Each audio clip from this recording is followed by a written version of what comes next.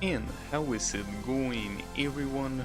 Welcome to Trackmania, a game that I bought the standard edition for some time ago, but I really didn't use too many of the benefits it offers. I mean, I did use some of them, but the biggest benefit that the standard edition offers is none other than the ability to play any community-made map. It doesn't matter which one, you can play any map made by the community.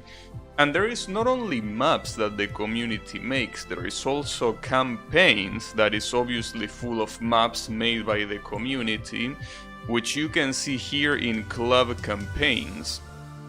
And this is something that I never tried, so this will be a first time. I don't know if that's gonna be a good idea, but we will see. I'm also not sure if I need to be in club campaigns or if it was called something else, but you know, may as well try.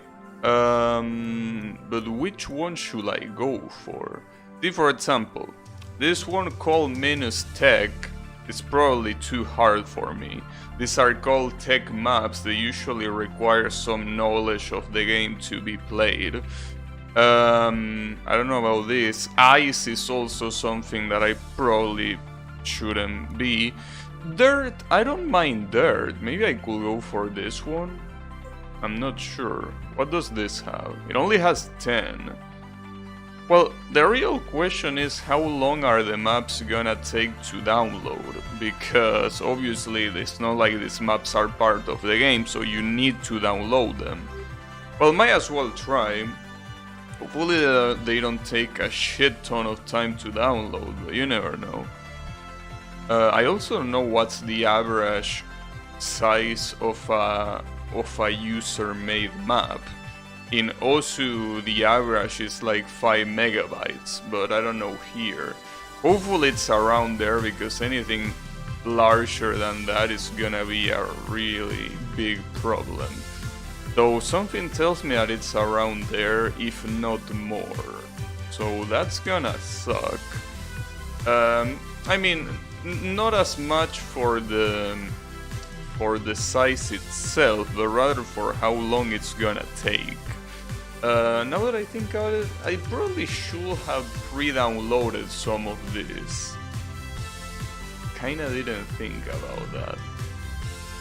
Well, it's okay. Hopefully it doesn't take that long. I mean, it probably will, but it's okay. Don't worry about it.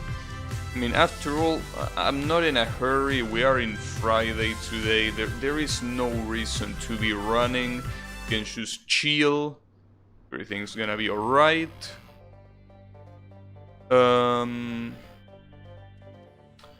Give me a second though. Okay. There you go. There. Okay. So this. What's Nitsotica? Is that like the club that makes this? I don't know. Also, wasn't this about dirt? Where is the dirt? Oh, there is the dirt. Well, that was pretty fast. So, oh, that was the wrong side. And the arrow was quite clear. Also, there seems to be no functioning medals. Well, actually... Really? Oh, okay, that's the end, but you need more checkpoints for that.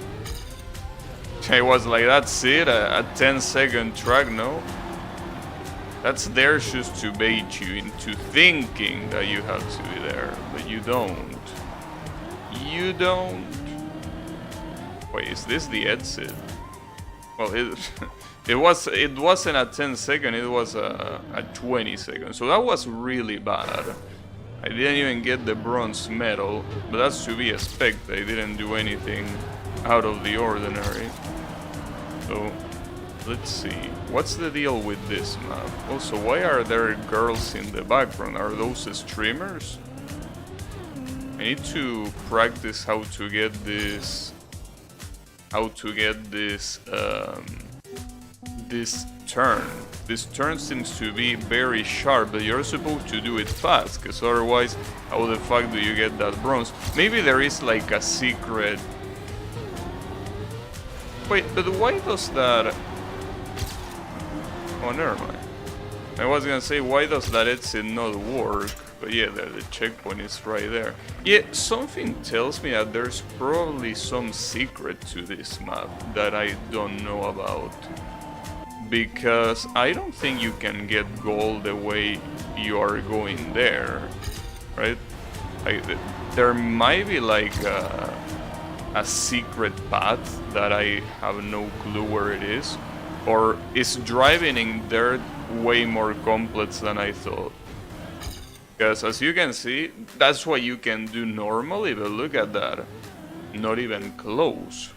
I wonder... Well, maybe here? No, but I don't think you're supposed to jump anywhere else. But what makes me suspicious is that there are multiple finish lines, right? I mean, at least there is this one. Could it be possible, like, to very quickly do this and go for the other finish line? But this wouldn't save time, I feel. That doesn't seem like it saves shit, right? I'm not sure. Then again, I'm obviously not gonna try hard gold medal on every map, but I want to at least get silver, right? Just to say that I tried. There was an attempt. Yeah. That's I think it would be nice if the ghosts work. Or maybe the ghosts work, but maybe I disable it at some point. Give me a second. Well, I can see my personal best. That's something. Oh wait, there is. It is right there, the silver opponent. So I did disable them. I didn't expect them to remember the setting for that from one session to another. Well, that was the silver at least. So the question is the gold. Wow, I'm top 100 Argentina, nice. Okay, so gold medal, what do you do? In fact, you know, something that I want to do is disable my own ghost.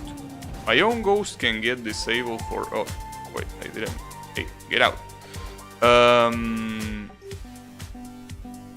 Yeah, only leaving the ghost of the... Wait, where did the ghost of the medal go? Did I fuck it up again?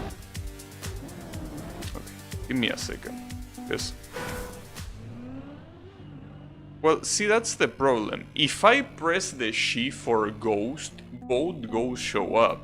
My personal best and the gold ghost. I don't want my personal best. Oh, I guess I will have to deal with him. But what do you do, gold? How do you do this so fast?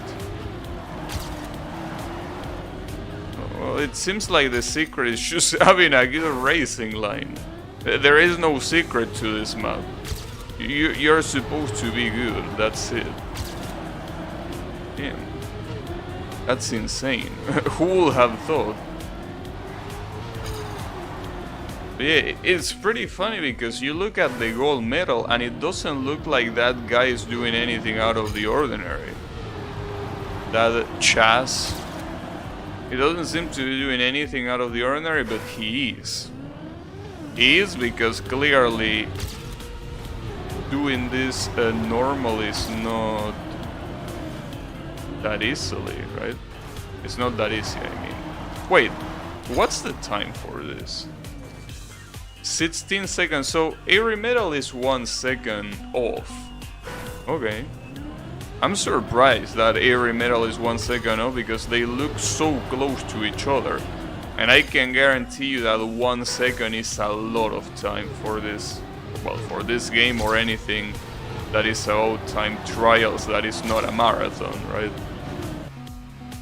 But yeah, 1 second and it looks so close. It's probably because the finish line is not at full speed. Like the finish line, it's there.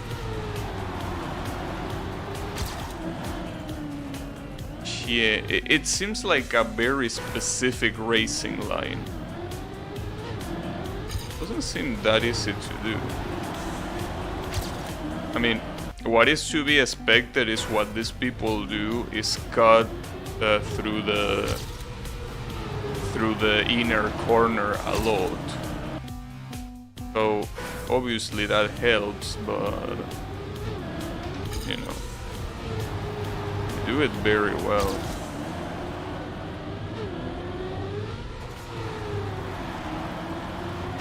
Oh, also, I guess something that I could do, since my records are there at the top.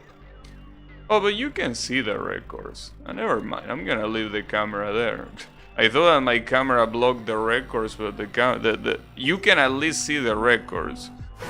The only thing that I'm blocking is my own name, but you already know it, so who cares? Yeah, I think that I don't think I can get this goal. This goal requires you to be quite good. So I think most of the difficulty, well, other than the racing lines themselves, I think more of the difficulty comes from the jumps. There are only two jumps, this one and the other one. It really feels like, depending on how you land, it really will depend on, well, obviously, how much speed you get for the rest. It is what is expected. I think this jump is definitely the hardest one of the two. But I can shave time like that, but it's gonna get ugly to actually try to get gold. I will still try, but mostly because this is a short map. If this was like a 1 minute map, I would have already given up, but since it's a short map, I want to see it happening.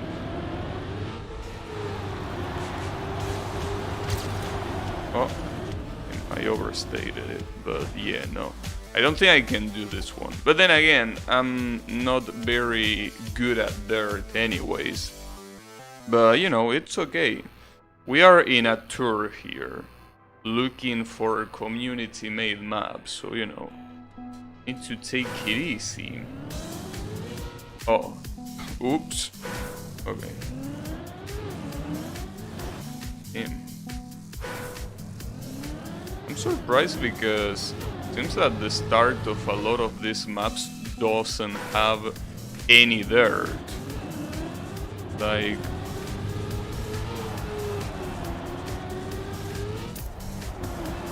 well, I'm assuming that the reason for that is they want you to get top speed before you go into the dirt. And this is another one that is very simple to understand, but getting to the end is the hard part. Getting the gold. So coincidentally, I think that it is in the end where the real problem is. I don't think that trying to do the rest of the track is, well, maybe that corner that I failed there is also quite important.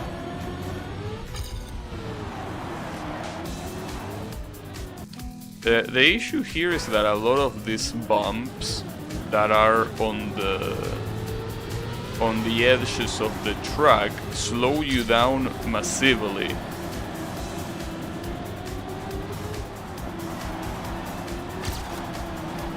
But you usually, when you try to do a corner super fast, the obvious trajectory, well, the obvious line that you follow is outer side, and then you close into the inner side.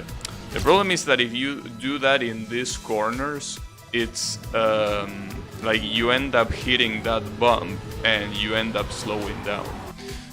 I'm getting top 100 Argentina. That feels good. I mean, I know that probably not many people play this, but it still feels good. Something that I want to see, if it exists, is full speed campaigns. Like campaigns that are basically all about like not even thinking about how to do you know, complicated turns, just going full speed. Well, I'm assuming that you can do a full speed map with complicated turns, but you know, I mean more the fact that you do those complicated turns, you know, those complicated turns, you do them in full speed. So like, there is no question on how to do the corner. It's just you being good enough to react to the corner in time and get that racing line. That's the point. But yeah, I mean, after I'm done with this particular dirt campaign, I want to see if I can find a full speed campaign. That will be sweet. That will be super sweet. I don't know if that's how the category is called. I think it is called full speed. I mean, the same way that dirt is called dirt, ice is called ice, you know. And well, tech is called tech. I'm assuming full speed is called full speed. Ah, that's a shame, I almost got it. This is definitely doable. This is more than doable. This is super doable. Like, this is so doable it hurts.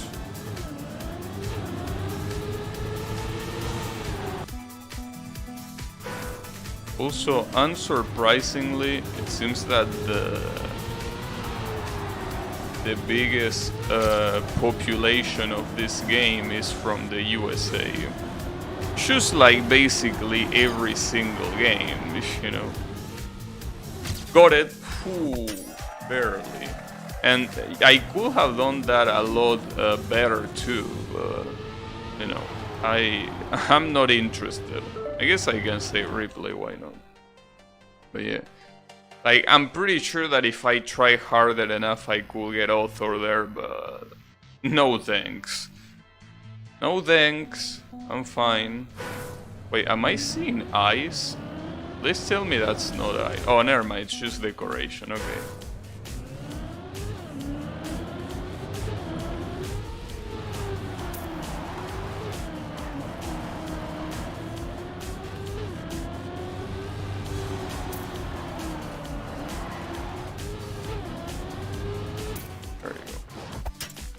In bronze. It seems that in this campaign, differently from the official campaigns, the medals are not like, they don't give away medals for free here. Like, if you want to get medals, you at least try to keep up with the regular pace, like the gold pace. Like, you're supposed to do gold pace, but you know, if you do it a little bit slower, here you have the bronze medal. But anything slower than just a little bit slower is no medal. At least not for the short maps. I'm assuming that if there is a longer map, it will most likely be like that. Probably, I don't know. Yeah.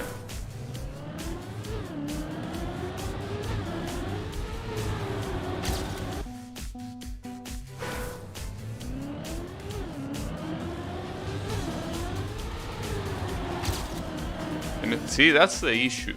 If that wasn't dirt, that was regular asphalt, or well, I guess I don't think that's related to dirt or asphalt, but if those corners didn't have those bumps on the inner side, that racing line would be the best one. But those little bumps at the corner make it impossible to have a racing line at the very inner part. Also, I don't want to compete against silver here. I want to compete against gold. I guess I should change that later. Doesn't seem like I can even beat silver. Damn it. Though I don't think there is that much of a difference between silver and gold here. Like, the difference is probably so small, which is what I was saying earlier. That all of the metals are based around gold. And gold is super tied to it. I don't even know how tight Author will be.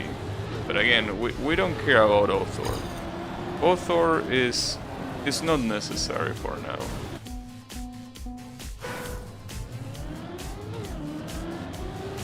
I mean, we are not at a level where Author should be my worry.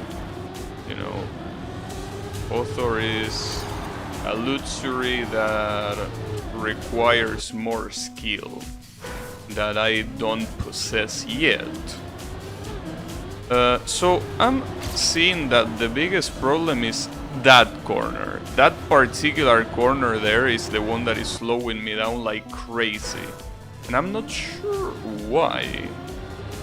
Because I don't think I'm doing anything out of the ordinary here. I wonder if when you turn in a dirt track, if you're supposed to brake. Because maybe these people are braking. But I don't think you need to. I mean, after all, dirt allows you to turn, like, to reduce the speed just by turning. So I don't think braking will be necessary here, right? Doesn't seem like a very good idea.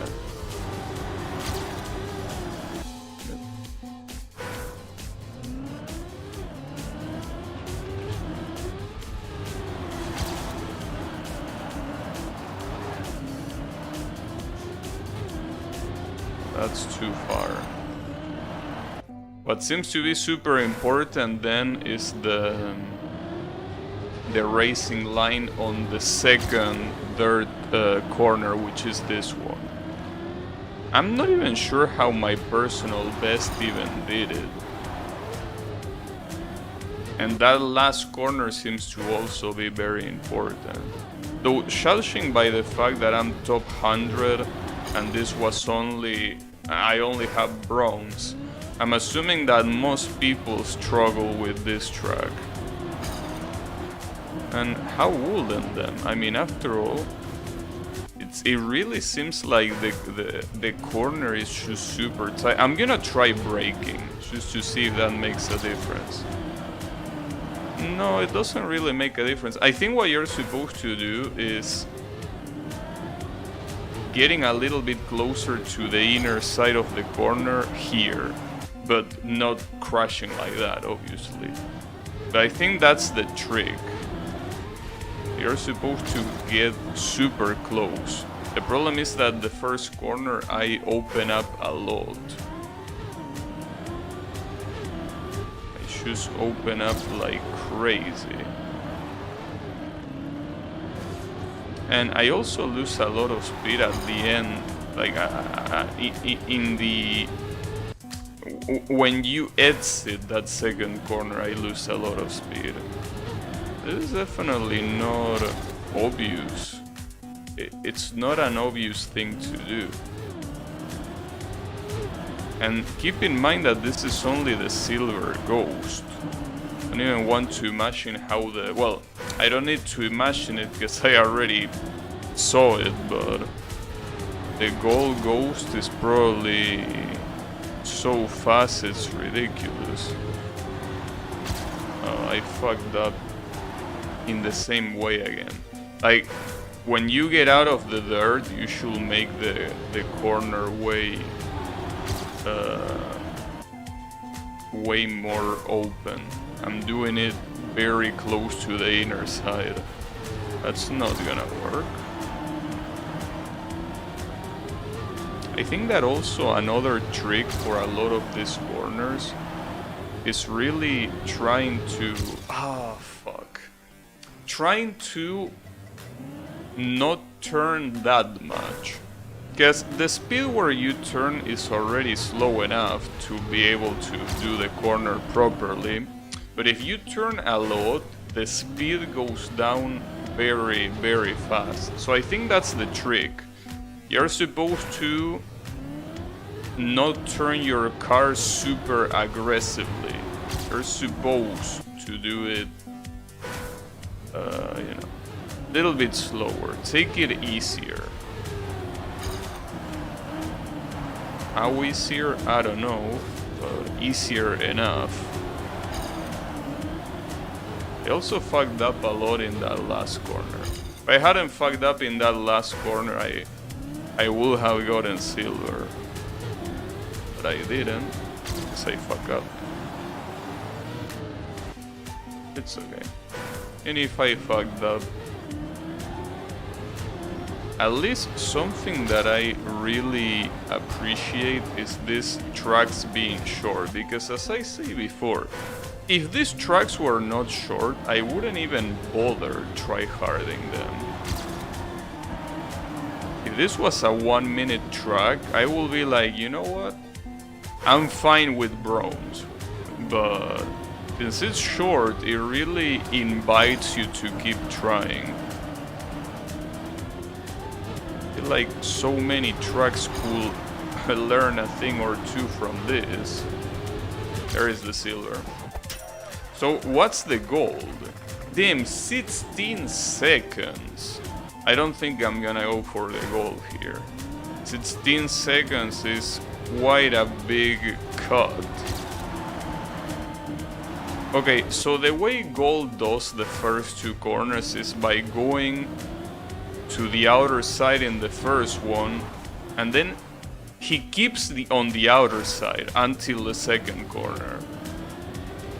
That's the strategy he goes for. Oh, I must copy it. It's possible.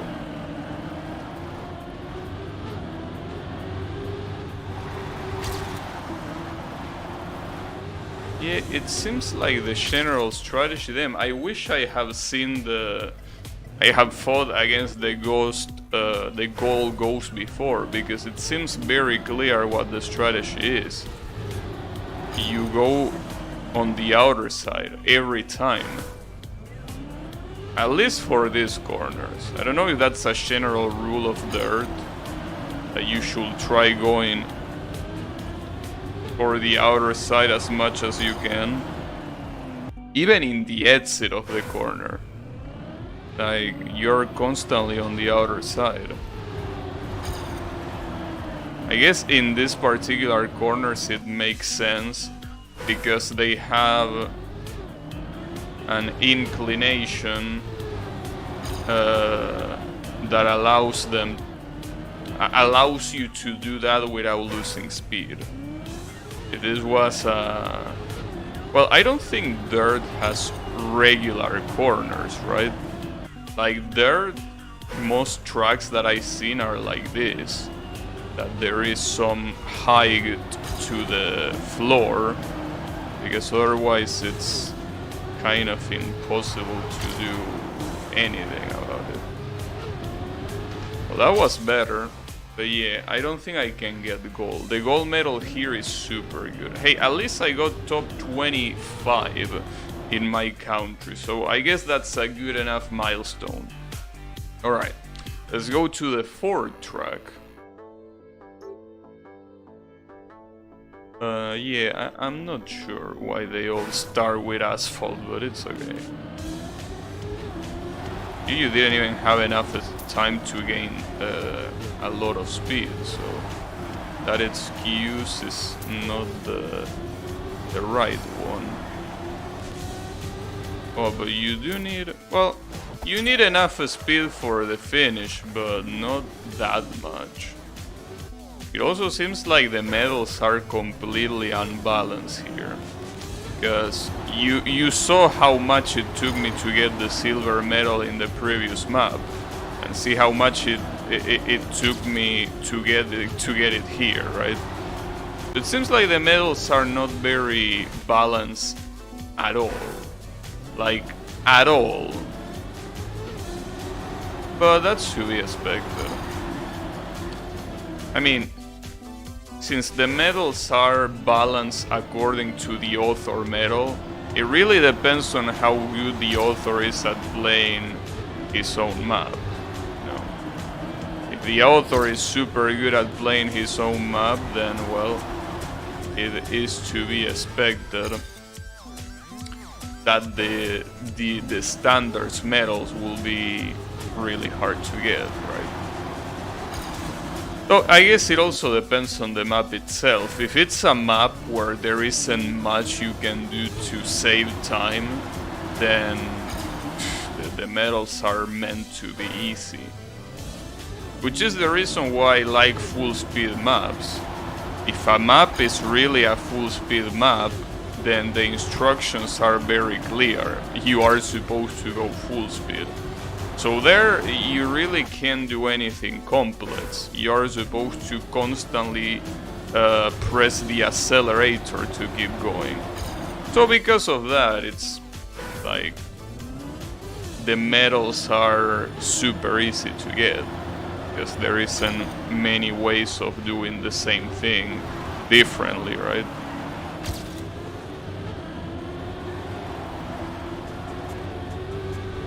Unfortunately, this gold medal seems quite hard. I'm gonna give a couple more attempts just in case, but I think this gold medal might be also quite outside of my reach.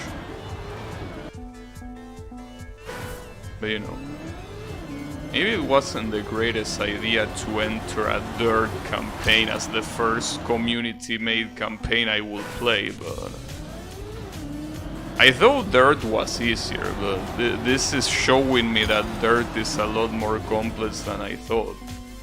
Like, I thought that dirt was like, yeah, you are free to turn without needing to brake. But it actually, there is a lot more to dirt than what meets the eye. I wonder if you can cut time outside of the track there. Like, if you go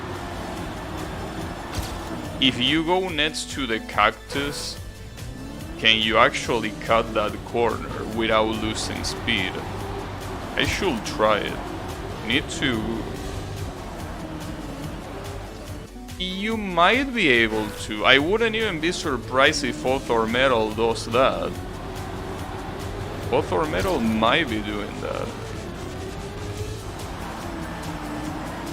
But it's too precise. Like, if I were to do that, I will need to do it very, very precisely. I'm still gonna try, because what do I lose? Well, I mean, other than time, but you know, as I say before, we are not in a hurry today. It's Friday. We can take it easy. Yeah, though it does seem like you can make it just as fast by going through the track. But yeah, I don't think I can do this one. I'm surprised though, because it seems that a lot of people were able to get gold, but not me. Anyways, what does that mean? Is that like a bouncer? I'm assuming, right? Yeah, that bounce. Wait, what? Hey, how did that guy launch himself so fast? What? We didn't press anything. What the fuck? Wait, like that's literally just accelerating. How can that guy get that advantage? What am I missing? Like, look at the insane advantage this guy got. Did he move? The fuck? Or maybe he does it here? I don't get it. What the fuck? I don't think there are many buttons you can press here. How is he getting such an advantage? I don't get it. Who is that guy doing that? Is there a secret button that I don't know about? Or... because that seemed ridiculous. That seemed absolutely ridiculous. How the fuck did you do that? Maybe he's... not let me... No, not accelerating is not... maybe pressing up. But I don't think that pressing up or down does anything. In fact, in the keyboard controls, pressing up is accelerating, so... I have no idea what the fuck this guy is doing. I legitimately don't know. What's the trick here? I don't get it. Like, if you are not fast enough, you can make the last jump, so I need to. But how? How did he do it? You don't do it by braking, that's pretty clear, but... Like, he moves a little bit at the beginning and then he does that. Yeah, but I don't get this. I don't get how this guy did it. Are all the medals like this? Like, what if I do bronze medal, for example? Does he also do this trick? No, bronze medal does the same thing I do. Okay. So it is possible to do it without doing that fancy jump.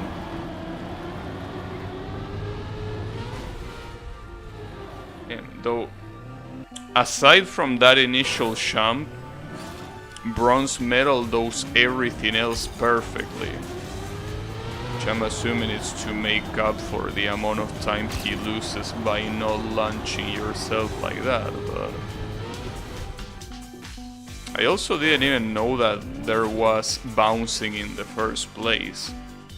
Like, this is completely new to me. I haven't seen a single campaign using bounce. I mean, a single one of the official campaigns that use bounce. The trick is in that jump there.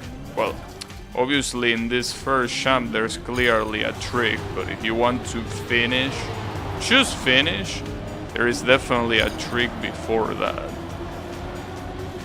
Which is here, but... Because if you just do the jump normally, or I guess quote-unquote normally, the only thing that you get is destroyed by the lack of speed when you need to jump. Seems to be a very particular line. Okay, that one works. And this is not bronze medal, by the way. What the hell? And as you can see, not many people get it. I did not get the bronze medal, and I'm still almost top 50. The silver, I'm pretty sure, does the same thing as gold, right? Like, it goes full speed at the beginning. Yeah, but I don't get it, dude. What's the trick? I'm desperate. Like, this is not a very complex game, okay? You have two buttons, accelerate, brake, and obviously the directional button. So there aren't many things that he can do here. So I don't understand how he does this. Like, all of the other buttons... Wait, I want to see, maybe I can get something from here, but no. No, I just don't comprehend. And as you can see, silver hasn't even moved. Maybe you need to press it at the...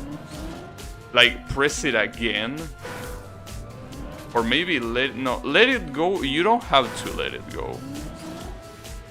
But pressing at the right time, I think that it also doesn't do anything. I'm really completely lost here. Again, there aren't many things you can do in this game to make this so complicated, so I have no idea what these people are doing. I don't know. Sorry, but I have no idea how those guys are doing that. Like, doesn't seem like they are doing anything. That's the problem. It seems like they are just doing the jump normally.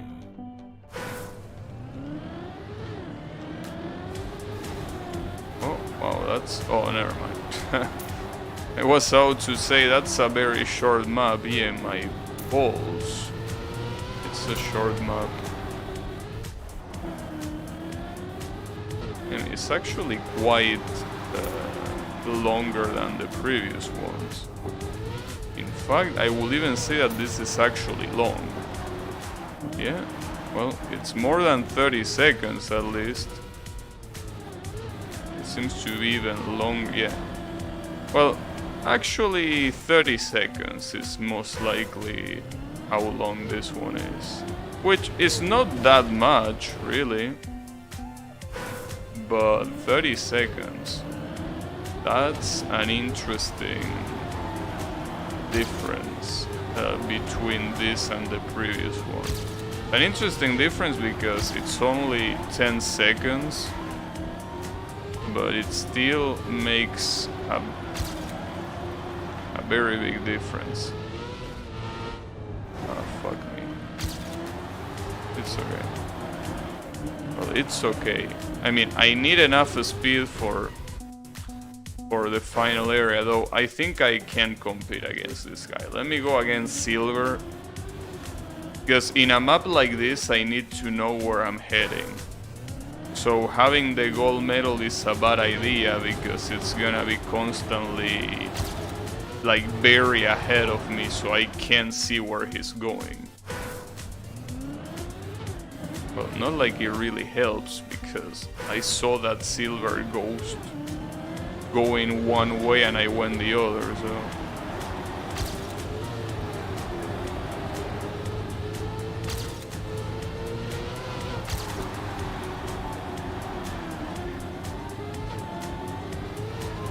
Hey, can you go slower, please?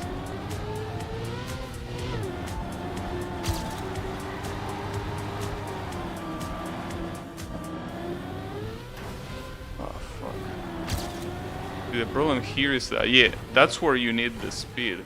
And that's really fucked up because before the final jump, there is a previous jump that will fuck you up just as much.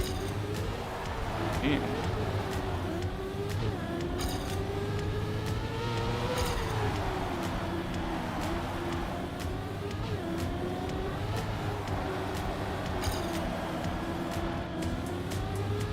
Something that I generally dislike, the speed checks, right?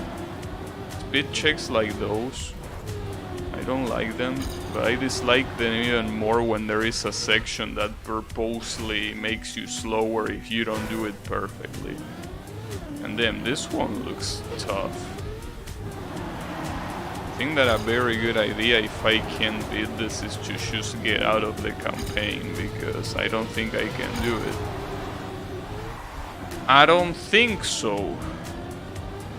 I mean, if I can do this map, I don't expect to be able to do the rest. Oh, I guess I can check just the next one, and if I can complete the next one, then I think that it's gonna be a good idea to look for another campaign. So I'm surprised at the gigantic jump between this and the previous track.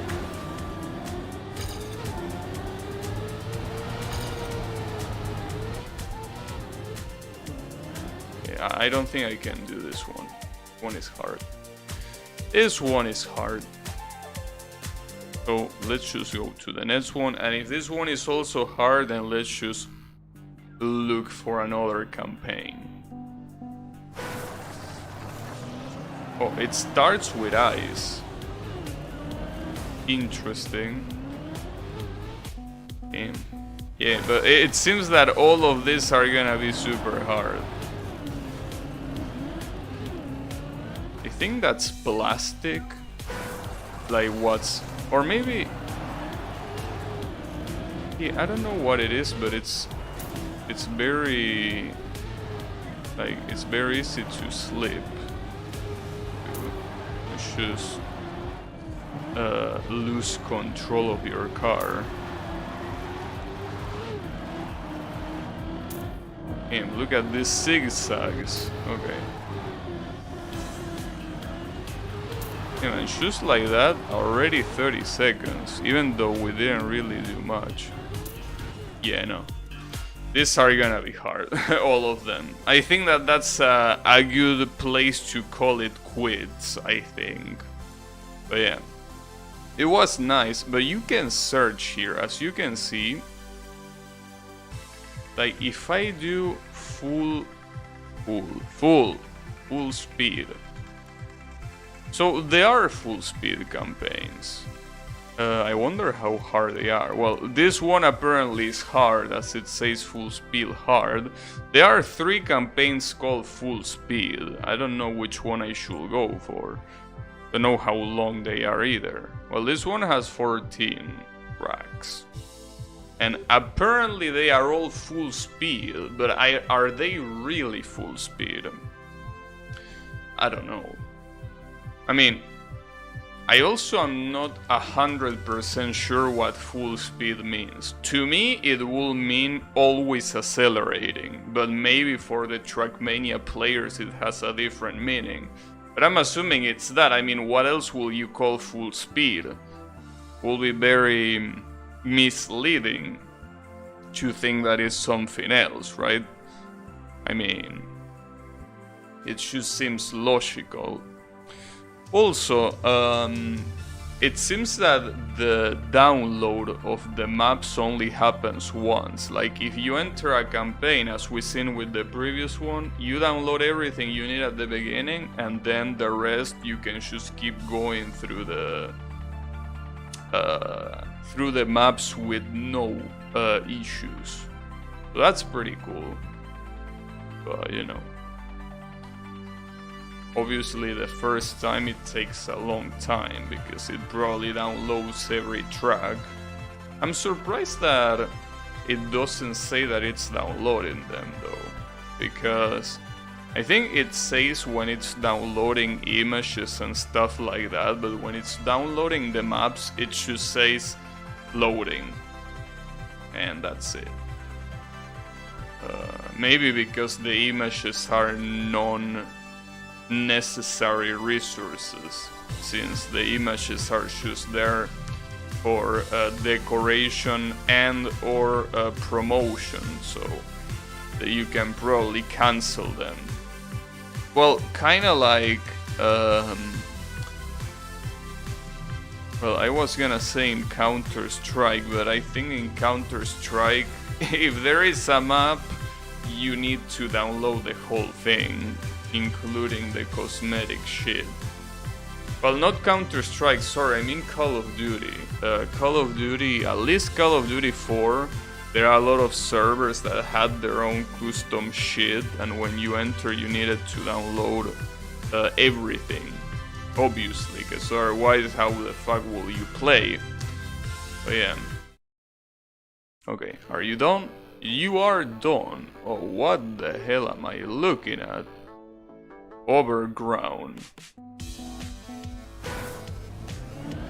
Wait, how sure are we that this is full speed? Oh yeah, it does seem like that it's full speed. Damn, I'm surprised because there is so much stuff that it looks like this is not full speed at all, but it is. At least for now. Probably shouldn't talk too soon, but this so far looks full speed. As you will expect, I mean, this is just what's expected. Damn, this is just the first map and it already has so much work put into it. I mean, just for the visuals, I mean. Like, you know, the dirt maps were just very simple maps that you could probably even find in an official campaign, but these ones are super fancy. At least this first one. Maybe all of the other ones are gonna be super plain looking, but this first one has quite some work put into it. I think you need to be full speed if you want to do this loop here. But you know. Well, maybe that's the reason why it took so long to download in the first place. Because all these tracks are probably just like this one. And obviously, I mean, you will expect. A fancy track, it has, you know, it's way bigger in terms of size than a non-fancy track, clearly.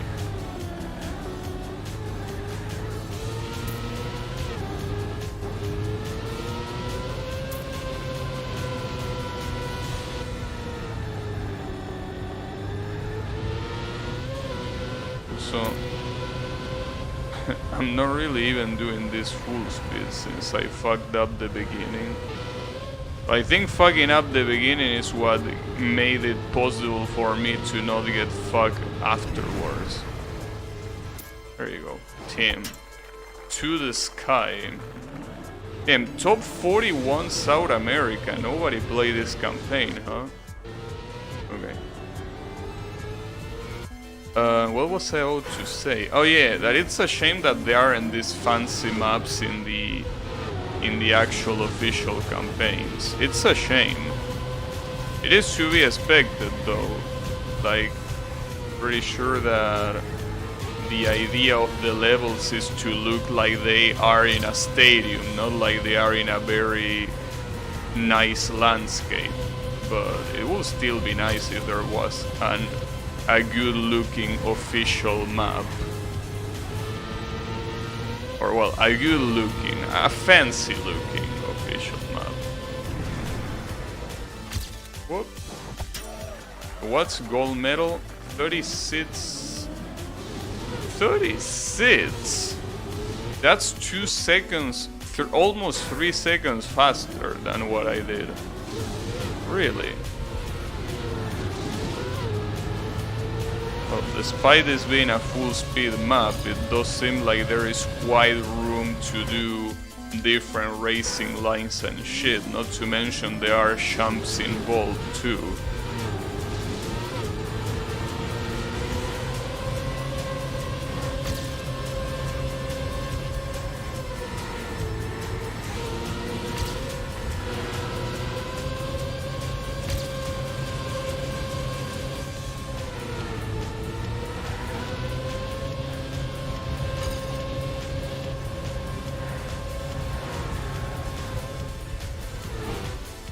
Damn it, that's where I lost time in my actual run.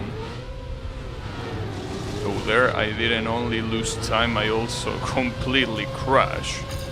So oopsies. Yeah, as you can tell, the gold medal is seems super optimal in every line it does. But hey, at least I'm glad that, well, at least for this first map, what full speed means is what I thought it means, which is always accelerating. Never let the accelerator go. Well, in fact, I will assume that letting the accelerator go can probably work when you're in the air, but you will still lose time either way. Like, it feels like not accelerating at some point in time will be just there to correct your own mistakes, rather than something that is intended in the track. If at some point you're not accelerating, then it means that you fucked up somewhere. Know exactly where, but there is some place where you fucked up if you are letting the accelerator go. Wow, that was a nice jump. It's a shame that I fucked it up right afterwards, but that was a super good jump. Well, super good jump compared to the shitty ass jumps that I was doing, obviously. Kinda want to do a run without fucking up, because that run that I got, I bonk in one of the loops. Also, how am I fucking up this jump every single time?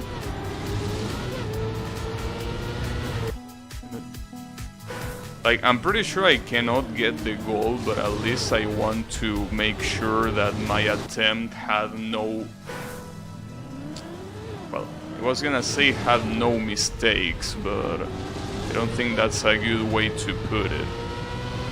I mean, has no crashes. Or a better way of saying it, has no contact.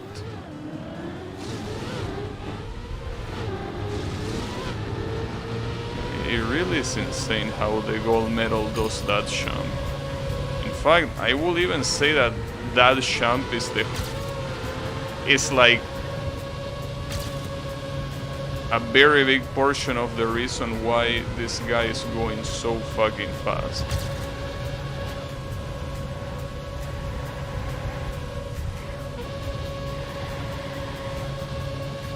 So he also does some very good lines. Well, that was relatively close. I still don't think I can get it, but it was better than I thought. So, if all the maps are like that, I definitely welcome them. I just hope that there is not a 2-minute map if it's possible. Though, if you do a full speed map, I will say that doing a 2-minute map is a little bit hard. What the hell? Who is that guy on the ground? Oh shit. This map is so fancy that it actually fucks the frame rate. Look at this! There is so much shit. Dude, okay. I want you to just take a look at the map. Like, I can't even keep my... Like, look at that. It's so absolutely big that the game can't take. But I guess that might be another reason why the official campaigns don't do anything fancy.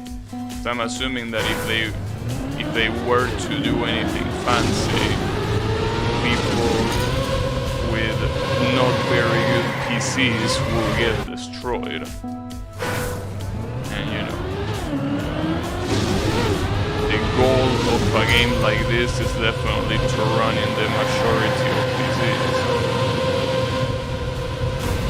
Ah, it's really hard not to bounce there.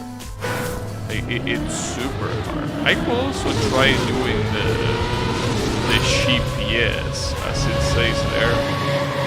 I said it before, but GPS is basically... Wow, look at that tree up there. GPS is how the author medal does this. So, this is obviously not me, this is the author medal. So how does he do this turn?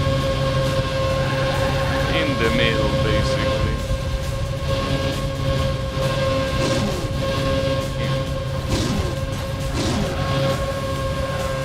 Very, very clean. You know, the funny part is that this obviously has advantage over the gold medal has advantage over this, and you can tell that even this is catching up to it. It's also quite long. And it's gonna catch up to the gold medal. That's unbelievable. There were like 3 seconds of advantage and it still caught up. Damn, this is a little bit too hard. I think that this might be too complex and also too long. I guess it made sense. Like, now when I look at this, it makes sense that the map is long. Or rather that the map is so big, because the map is long by itself, so... But damn, dude. When I say I hope there's not 2-minute maps, I wasn't expecting the next map to be a literal 2-minute map. I don't think I can do this. I'm gonna try once, but there is no way I can do this map. This is way too ridiculous for me. This seems to be an actual expert map.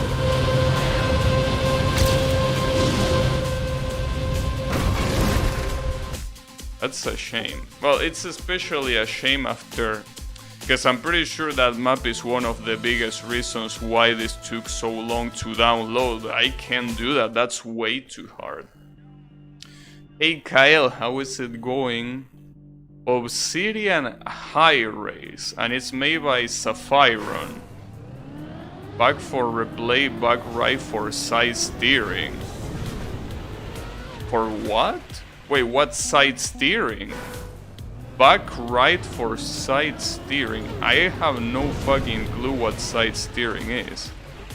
Wait, am I supposed to go somewhere there? Maybe I need to press back right. Wait, back right. Here. Is that back steer?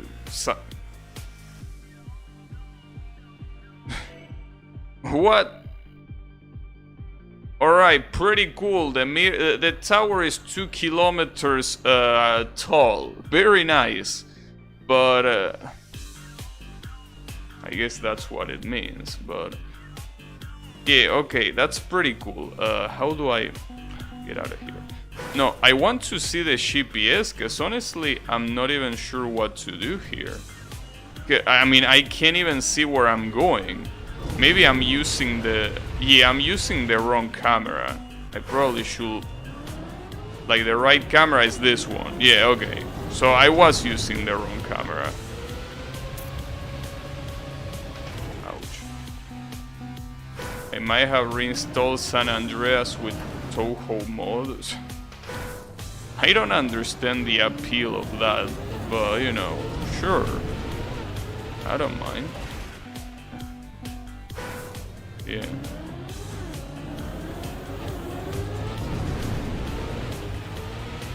Maybe the best way to do this is with camera 3, like this one. Though I don't think you get a better... No, it's the same. Like, you don't see more for being forced to that. Well, in that case, I'm gonna need this one, but then...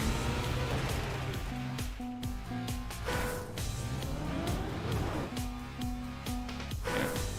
Stoner ass mode.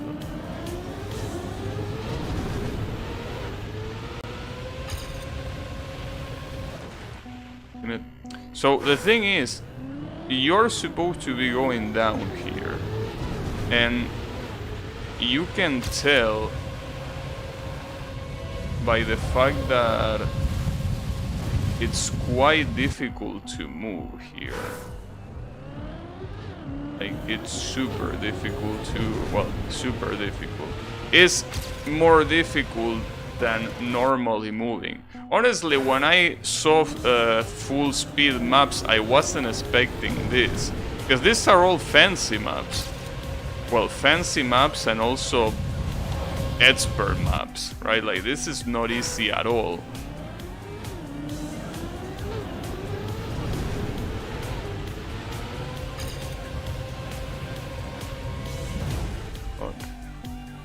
And another problem is that this is probably super long as well. Well, it say that it's 2 kilometers. I don't know how fast we do 2 kilometers here, but I can assume that being long. Well, I mean, I can kinda see the end. Like, let's say that I choose free fall. Oh, but I don't think I can free fall. Well, I can free fall here. That's... Damn, that's actually quite long. Look at this. I'm still falling. Yeah, that is very, very long. Obviously, you fall faster, but while you fall, there is all kind of loops that prevent you from falling at top speed, obviously. Or rather, you know. Remember when I bought shaving machine, I got fucked and received the wrong thing? Okay, wait, how do you receive the wrong thing? Like, what did you receive? Oh, a fishing filament bought by a Ruski called Ivanovic?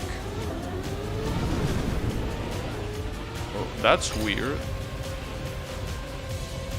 You know, that's what you get for buying shit in those shady pages. Okay, but that's progress.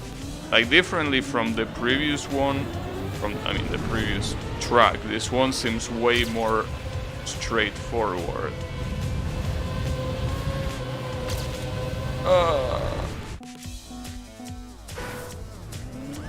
They fucked up and put the label over the label of another package. Well, that seems very standard for China quality, you know. Choose what you will expect. Oh shit. Am I still going up? Oh, that's a shame. Alice shoes as shady as Mercado Libre? I wouldn't say that, dude. I mean, see, the thing is, Mercado Libre is an interface to commercialize with real shops. Sure, it's also an interface to commercialize with normal people, but there are real shops in that site, you know, like shops that you go to that are big enough and that are actually 100% legit. They should sell in Mercado Libre because that's where everyone is buying, but they are definitely not what I would consider shady. It's the first time it happens.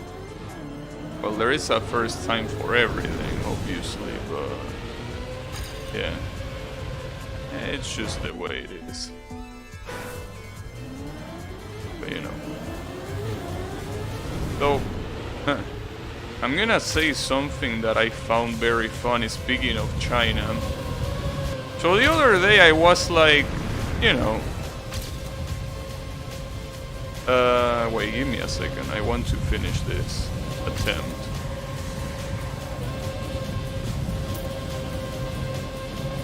Oh, wow. Gabby gets swatted. So here's the thing. You know how China is a super big country and it's getting stronger and stronger, right? So I was like, okay, I want to see how a speech from the leader sounds like, right? Like I want to see like they're one of the responsible to having such a big country. Okay, I want to see how he talks. Now, the way he talks is just like any other successful leader. He's, you know, he is the classic populist speech guy that has a very good way to convince people and has a very attractive lexicon, right? But that's to be expected. That's not what surprises me. I guess this also didn't surprise me, but I found it very funny. The YouTube channel that has these speeches translated is supposed to be like some official distribution network that provides these things straight from China, and they get translated also by someone that is, you know, that is affiliated with that Chinese stuff, right? So the funny thing is, I see the YouTube comments for every single one of their videos, and there is not a single negative comment about Xi, right? About the president. And it's funny because I remember one of the speeches mentioning how peaceful they are and shit. And I haven't seen anyone in the comments be like, yeah, you are very peaceful in Hong Kong, right? Or like with the native tribes. Yeah, that's super peaceful, dude. I haven't seen anyone call him out in the comments. Obviously because they are all censored and deleted. So it was pretty funny. but it also reaffirms what is obvious, that it's obviously a dictatorship, or if you say anything wrong, you're out. I mean, it's something that everyone knows, but those things are just there to reaffirm, you know. It's sad when I make dispute. A male employee fuck up. I mean, it's the way it is. Yeah, they are all deleted. That's the thing. That's what I'm saying. It's so funny to see that. To be like, you know, sometimes you think that it's a joke how authoritarian a big government like that is. Sometimes you think, yeah, it can't be that bad, right? Like maybe, surely someone is exaggerating. No, you can see it very easily, even in something as simple as the YouTube comments of the official channel. There is no negativity allowed. Of course, there is so much approval, because you are not allowed to do anything else. Anyways, how is it going, Yummy? Yeah, they pacify those guys. I don't know how to pronounce that. Minus 1,000? No, but I mean, I just think it's funny. Because it feels so cartoonish, right? Like, it's almost like it's a comedy. You go to the YouTube comments and everyone is pricing and sucking the president and China's dick, right? It's so funny. Like, it really feels like it's a parody, but it's not a parody.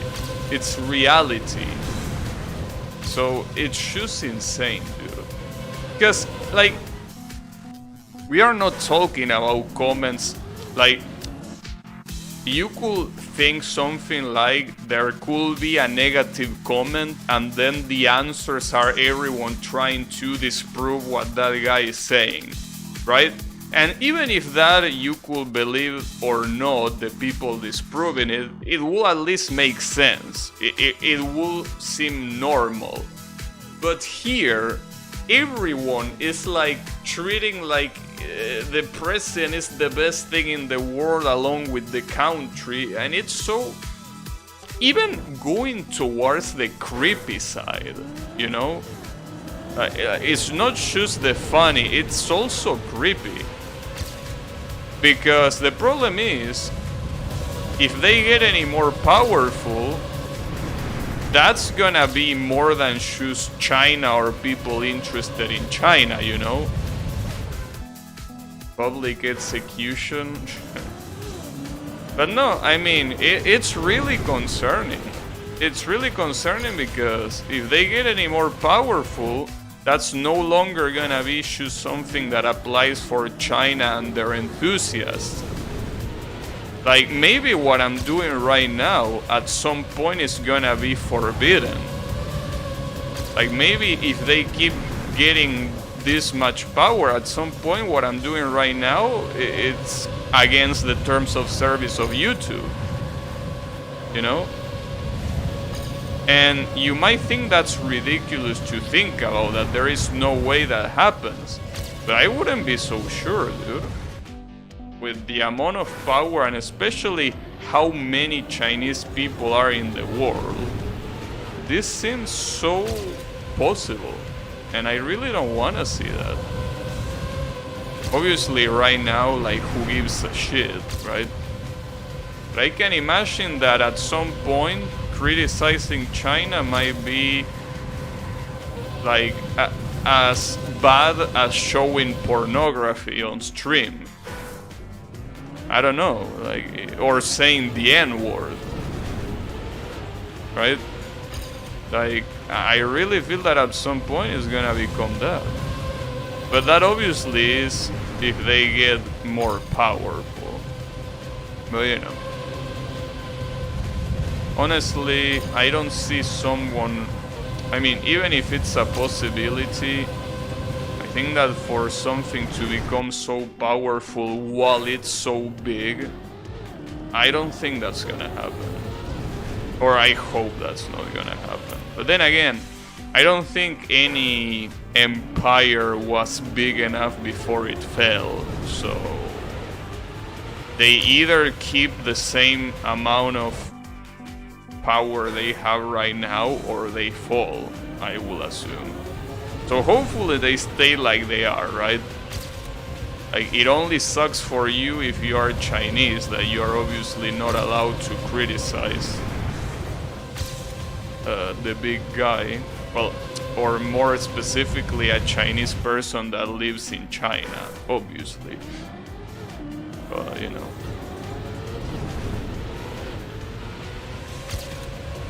That's the reason why I say that, you know, it's funny when there are some people that use as, like when you criticize China, what a lot of people do is saying, oh well, like it's not like the US is anything better. Yeah, no, the US is nothing, well, it's different. Like, they are both trash, but for different reasons. I'm talking about the governments, not the country themselves, right?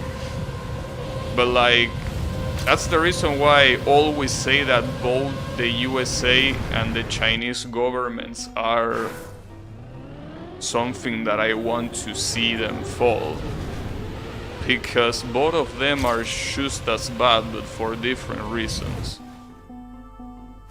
But yeah, I don't know.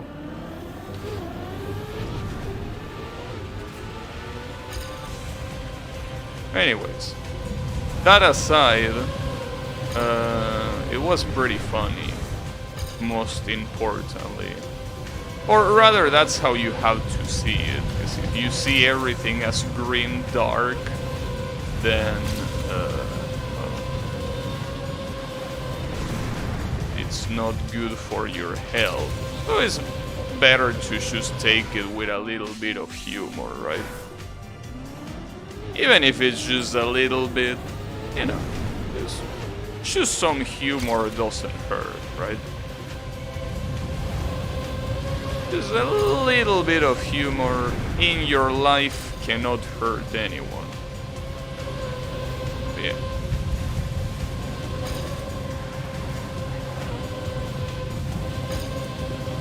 Also, speaking of countries and the USA, I mean, you don't need to answer this question, yeah, first, well, if you are there in the first place, right?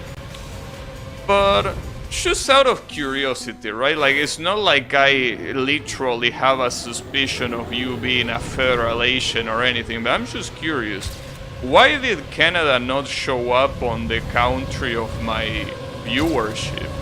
Like, are you living somewhere else now, or are you using a VPN? Because Canada didn't even show up when I seen the countries that watch me, right? Again, you don't have to answer if you're not comfortable with it, but I'm just curious, because, I mean, it obviously should show up, you know?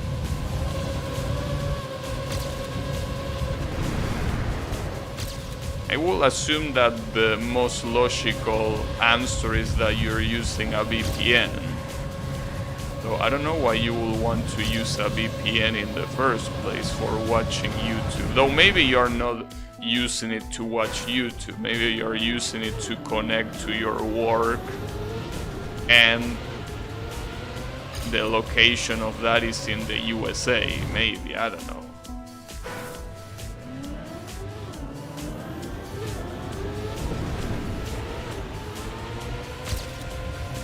But I'm just curious. Or maybe the internet node that you use might be in the USA. Like you are super close to the border or something like that. I don't know. It's like, I just find it weird that it doesn't show up.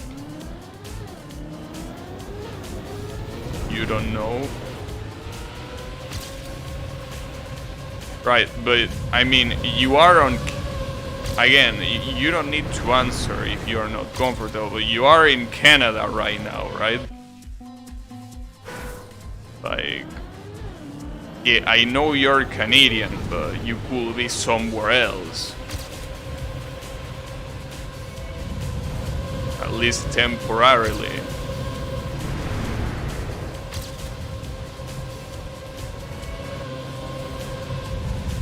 Yes, I see. Well, that's weird. But, you know, it's fine. I mean, after all, YouTube and their stats are not very accurate a lot of times. So, well, there is a very specific example that I can think of right now. So basically, the viewers. I don't really pay attention to the number, but it's very funny to me. Like,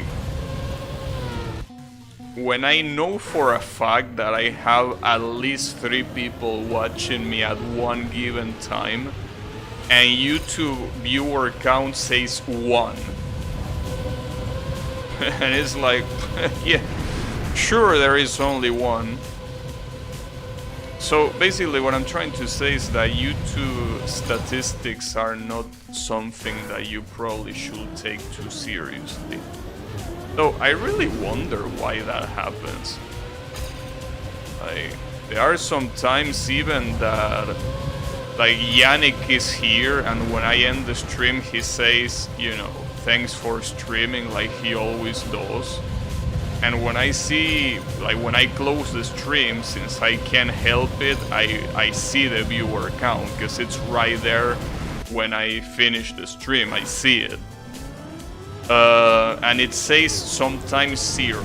I'm like, dude, what the fuck you mean by 0? There is at least 1 guy here, right? So yeah, it's one of those things that it just doesn't work properly. I mean, again, I don't give a shit. Like, it's something that I never check unless it's the end of the stream. But while I'm streaming, I never check it unless I need to change categories, right? And that way, no matter what, I will see it. But yeah, it's just weird. Like, you have only one show, and that's counting viewers, you know? Like, I mean, I'm not an expert, but I will say that counting viewers is not a very hard thing to do, you know? I mean, sure, there are a lot of streaming sites that first of all ask what is considered a viewer. Someone that clicked the page or someone who is downloading the stream, right? Yeah, we can talk about that, but I mean,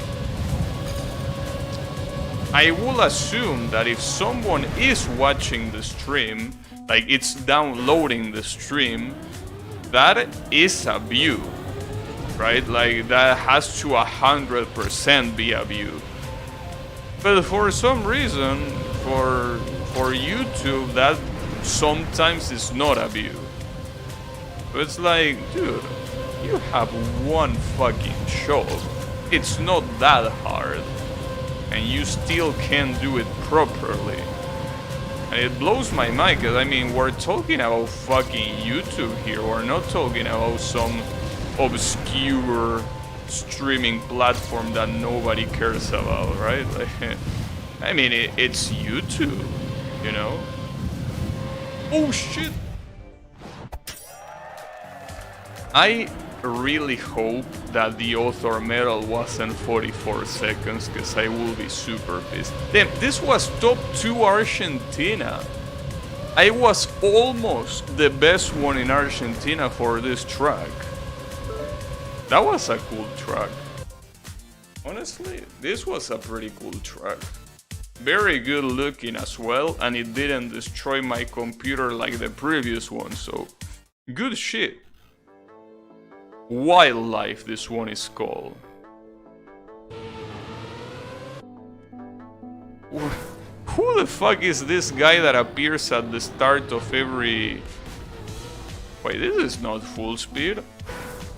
Oh, also, let me change the camera. maybe it is. Okay, never mind. Only seemed like the... The problem is that a lot of these full speed tracks, in order to make the track harder, what they do is a lot of jumps, they don't make them obvious, so you end up flying to nowhere, right? That kinda sucks. Because yeah, it is full speed, but doesn't feel very liberating as I feel that it should, well, feel.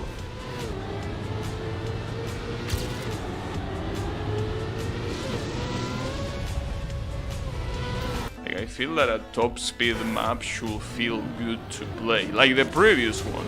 I mean, the previous one, it was always clear, except for one jump maybe, it was always clear where you needed to go.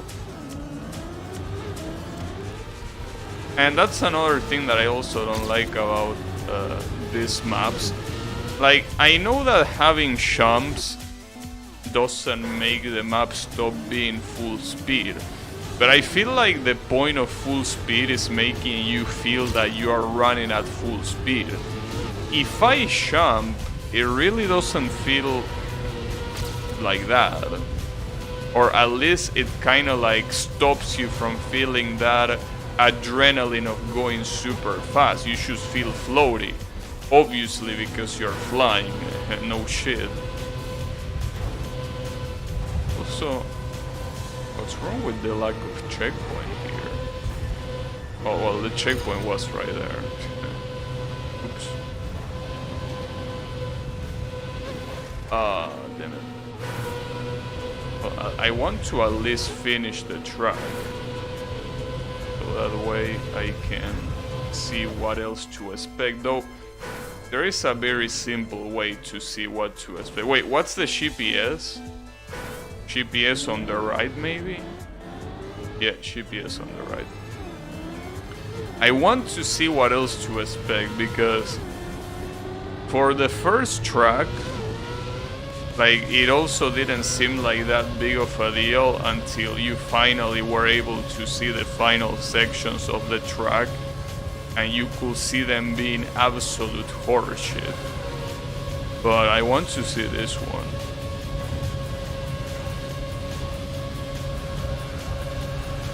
Okay. It doesn't seem that hard to do.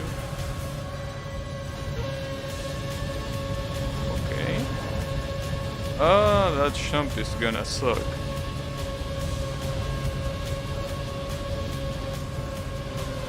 Well, it is true that this guy is going faster than average, but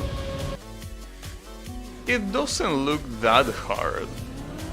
Outside of that checkpoint where I died, the rest really doesn't look that hard. But the problem is that when you watch the GPS, I mean, anything that the GPS does doesn't look hard because it's the author metal.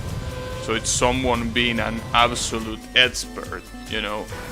So yeah, it makes everything look pretty easy. So I probably shouldn't take the GPS for that, honestly. Doesn't seem like the best idea. You know, it's fine.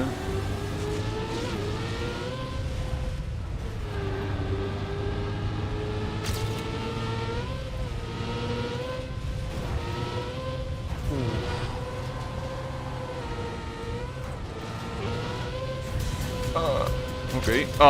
Damn it. Damn, this is an... Yeah, you can't recover from that. Can't recover from that because the entrance to the checkpoint was already fucked up.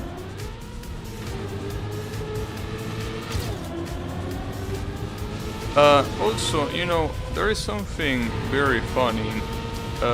Today, there was another game that I also kinda wanted to play, and I almost did. and that is Project Diva Megamix, right? For the Nintendo Switch. But it turns out that my Joy-Cons run out of battery, so I couldn't. And it's funny because I used the Switch a very considerable amount of time without charging the Joy-Cons, and they lasted for like a very long time, so I kinda even forgot I was supposed to charge them.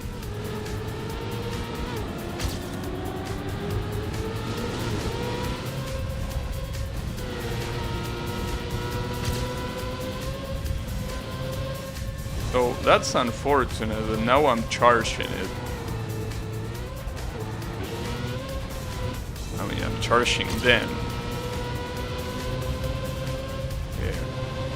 Really sucks, because I was like, yeah, you know what, let's play it today. And then I see the Joy-Cons not responding, and I'm like, what? Did they already break? No, they were just out of battery. So that sucks.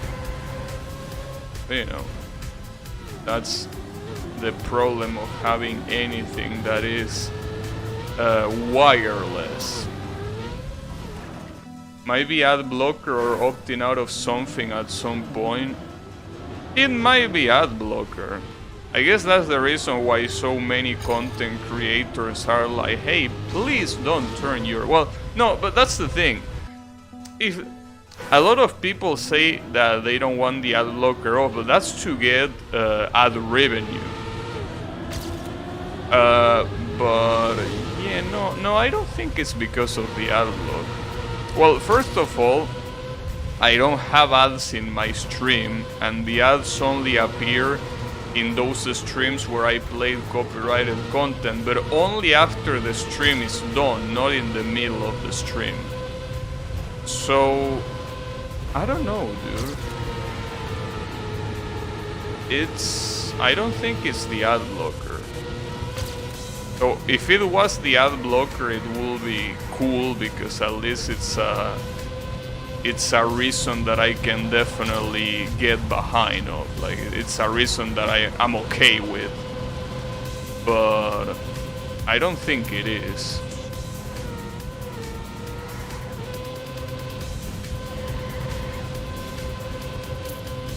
Oh no! Oh, I got it. Damn, I got silver. Yeah, okay, this is just... Damn, top 8 South America. I'm pretty sure that the reason why it doesn't show up Argentina is because I'm top 1 Argentina for this. Cool. For views, I noticed that I never show up in them anyways. It's common for stuff like views to be purely driven by analytics rather than something counting how many people access a resource. Yeah, it might be the case, but yeah, I also noticed that, but also on Twitch. When it comes to you, Yami, even on Twitch, when I knew for a fact that you were the only person watching, it still showed up as 0. And I was 100% sure you were there because you were talking to me, right? So yeah, for some reason you don't show up, but well, that might be related to why you don't show up as a country. Like, why Canada doesn't show up. Damn it. My suspicions of federation are getting stronger. No, but I mean, yeah, it's weird. I don't know. Like, maybe you are blacklisted from sites or something. Or maybe you use a browser that...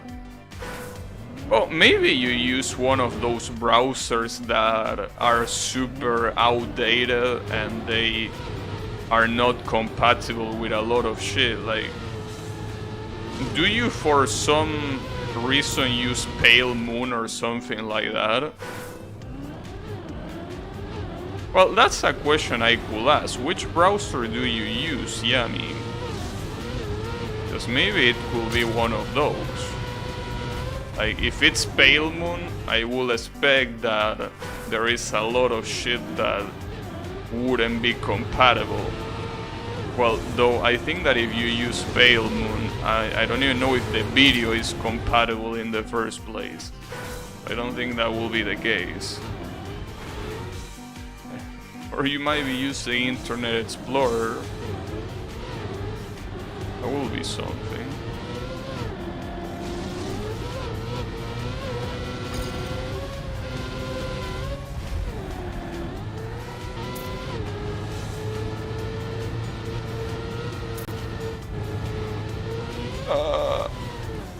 Well, I'm still in it.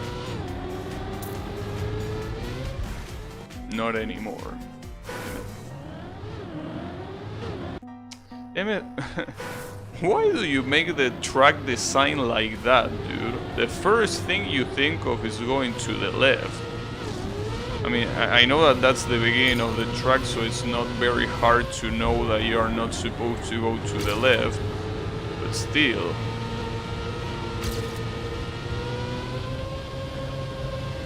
Ah, fuck. Almost.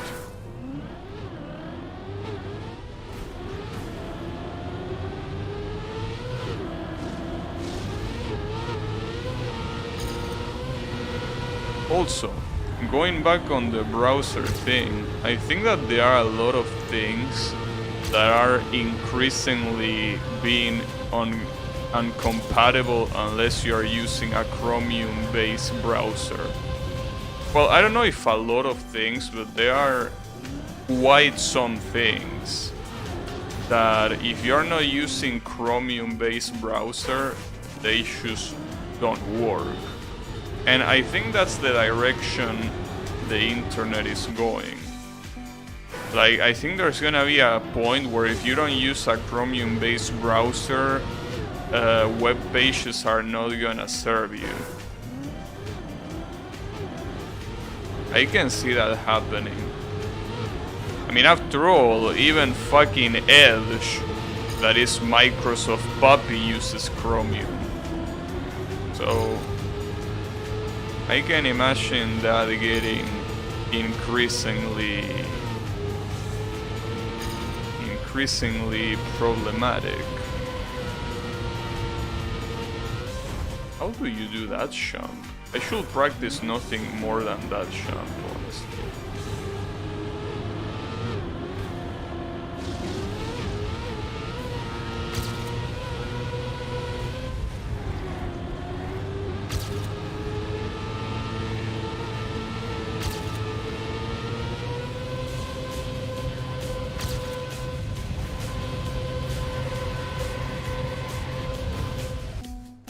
Ah, fuck, I was supposed to restart from checkpoint, not to respawn completely.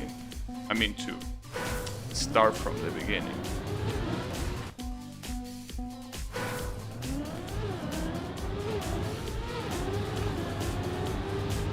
But yeah, that jump seems to be my main issue here. I could watch GPS, honestly, just to see what I'm missing.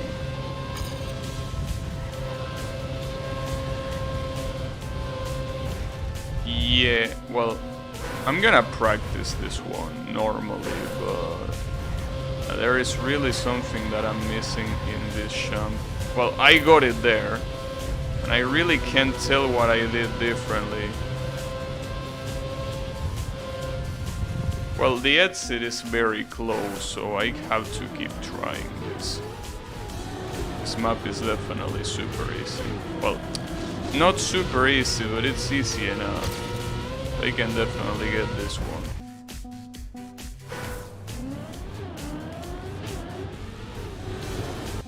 Oops.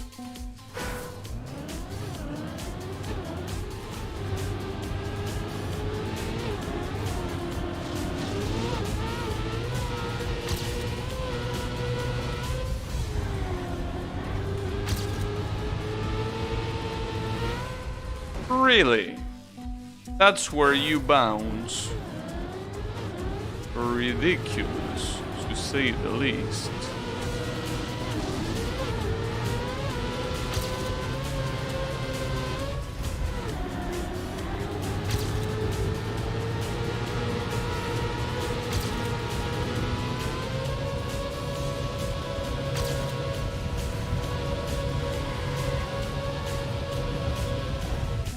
Yeah, I think what you're supposed to do there is to just jump more from the right. Like, I'm going too open in that and I have to be a lot closer. I think that's my main issue. The problem is doing that in one attempt.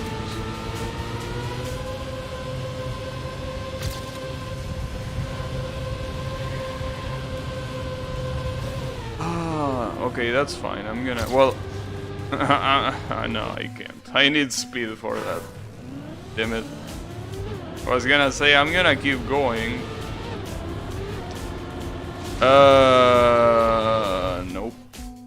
Well, it makes sense. It's a full speed map. If you lose the speed at some point, you are probably not gonna be able to keep going clearly. It makes sense. Also, I wonder how many of these maps made it for Cup of the Day. It's all of it, well, all. So far, these maps seem very, you know, very fitting for Cup of the Day. And very high quality as well. So I'm assuming that this were featuring Cup of the Day at some point.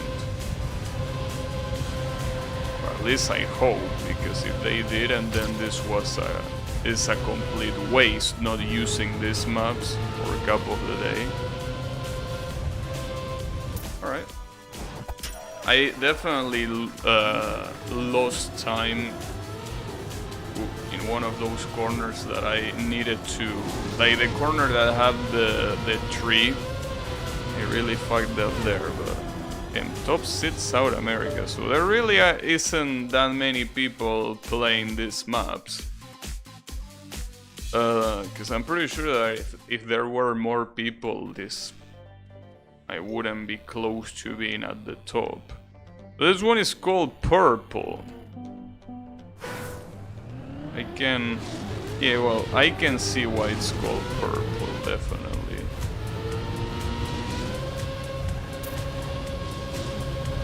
There are some zigzagging stuffs. I can get out of the stadium? No, I don't think I have enough to get out. No. You use vanilla chrome? I see. Well, that's the most standard it can get, so yeah. It definitely is not a browser related issue. Yeah, you know, I honestly would also use vanilla chrome if it wasn't for the fact that Opera is just like a better version of Chrome. Or at least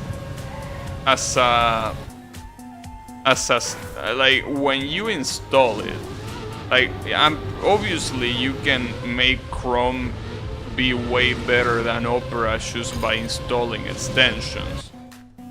But both vanilla, like if we take vanilla versions for both Chrome and Opera, I think that Opera is so much better. But it's basically the same thing, right? Like it's nothing different, but it has more features. The most powerful one being that it has an integrated VPN. I think that has to be one of the best things about Opera. The problem is that a lot of people are starting to realize that. I'm pretty sure that if that VPN gets used enough, it might not be free anymore, which is obviously gonna be a problem. But yeah. I mean, obviously it's not a complex VPN. Like you just connect to. There are 3 zones and that's it. Like, you can select Asia, America, I mean Americas in the Americas, I'm assuming, and what was the other one? Europe, I think. So you can connect to one of those zones, and that's it, right? Like, you don't choose the country, obviously, and you don't choose anything other than those 3 zones. The IP is assigned, well, randomly as in the browser itself gives you whatever IP it finds.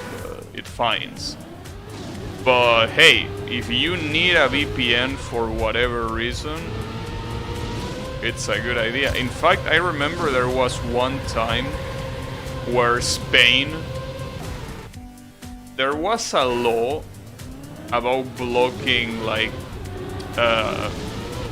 you know, sites that made that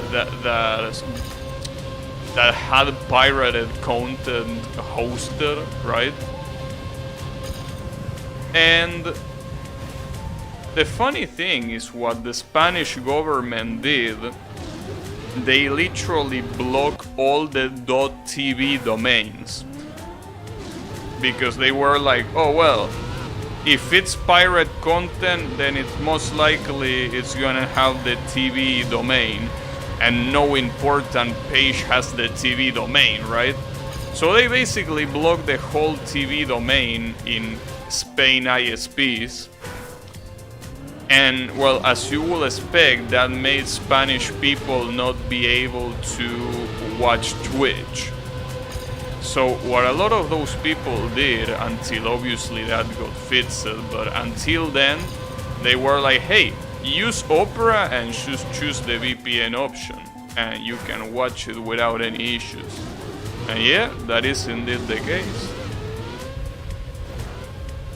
You should switch to Opera, use VPN to not be in Spain anymore, but be in whatever other place, and that's it. It works. So yeah, it has its uses.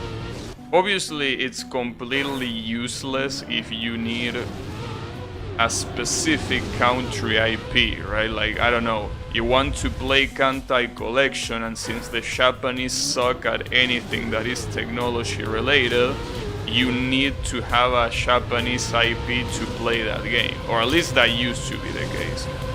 So if you want that, well, you cannot do that. You can have an Asian IP, but what Asian country it is, you don't know, and you can't choose either, obviously. But yeah. But that's to be expected. I mean, dude, it's a free VPN service. That's already good enough.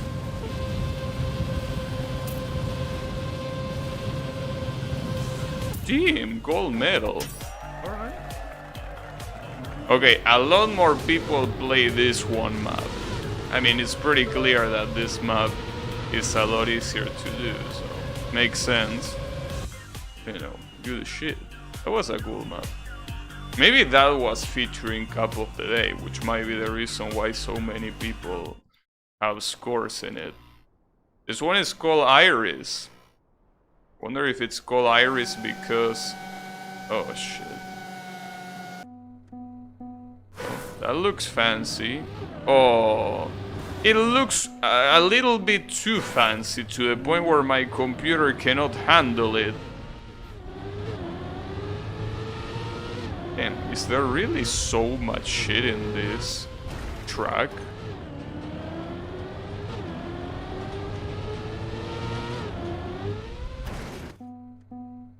For some reason, only the start is very slow. I don't know why.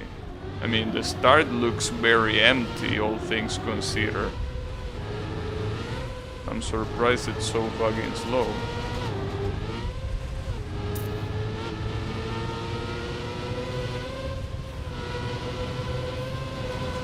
Oh.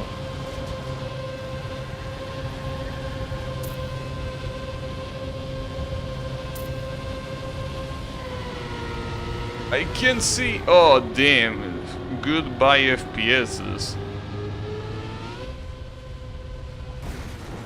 Wait, where is the GPS? Probably back, right?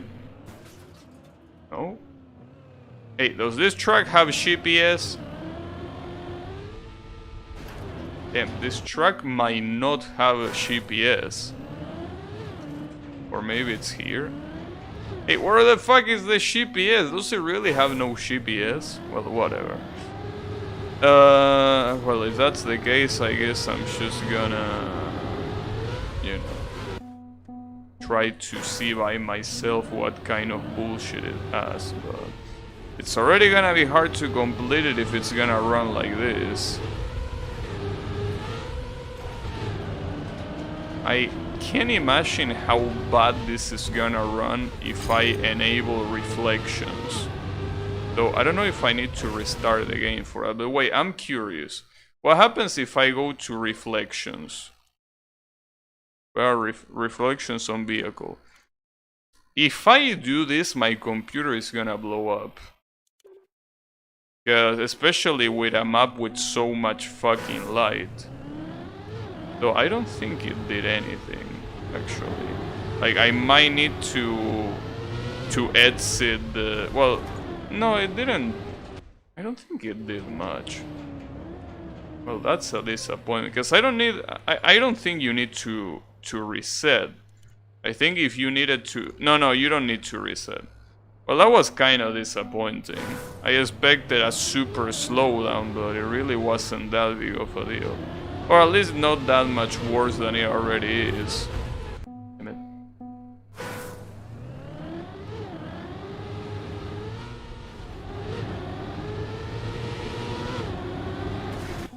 Yes, believe it or not, the reflections are by far one of the most demanding graphic qualities, along with shadows. Like, shadows and reflections are so expensive, processing-wise. Like, it's kinda ridiculous even, how expensive it is. Especially when the result is not... Well, the result, when the... And that's really fucked up that it doesn't switch to camera 3 there, dude. Like that, it's impossible to see what's gonna happen there if you don't switch to camera 3. Like, you want me to manually switch to camera 3? I mean, I can do that, but I don't want to do that.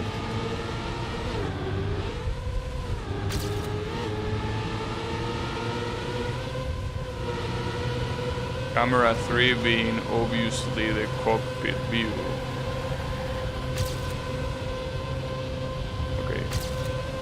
I'm gonna switch to it.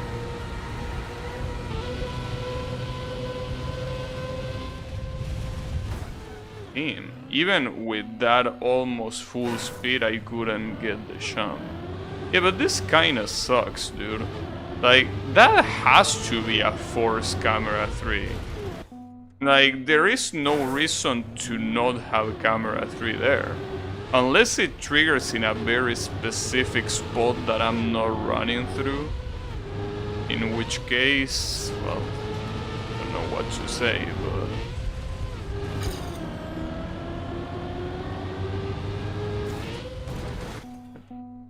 Yeah, I don't think I really want to try this map. Not to mention that just like the first map, it runs like shit. At least on my computer. I don't know if it will run any better in a better computer. So you gotta keep in mind that in a lot of games that have level editors like this, usually there is a limit in the amount of resources that the program can use. Usually, not always. Jesus. I can't get this jump. At least the checkpoint is from there, but...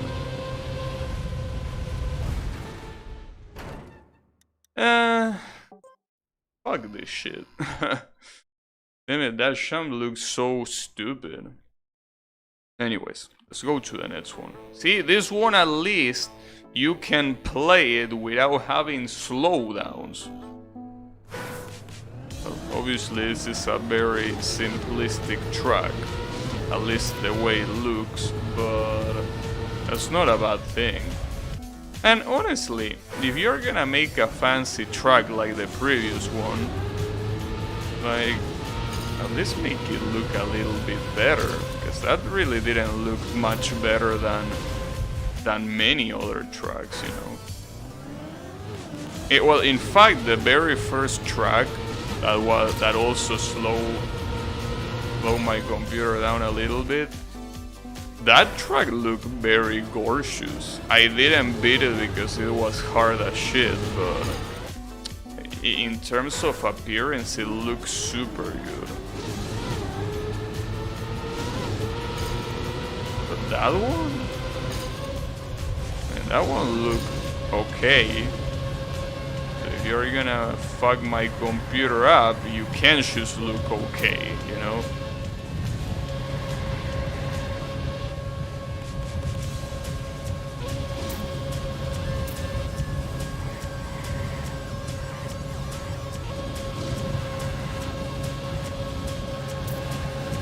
Glad I can see the ghost here. Nice. Seems like the gold medal here is super hard to do. Well, it's... Damn it. I kinda want to try harder. Because that's less than a second, and that was like my first attempt without crashing, so... This might be super doable. God damn it. I'm really gonna tie myself to this. But it seems like that's gonna be the case.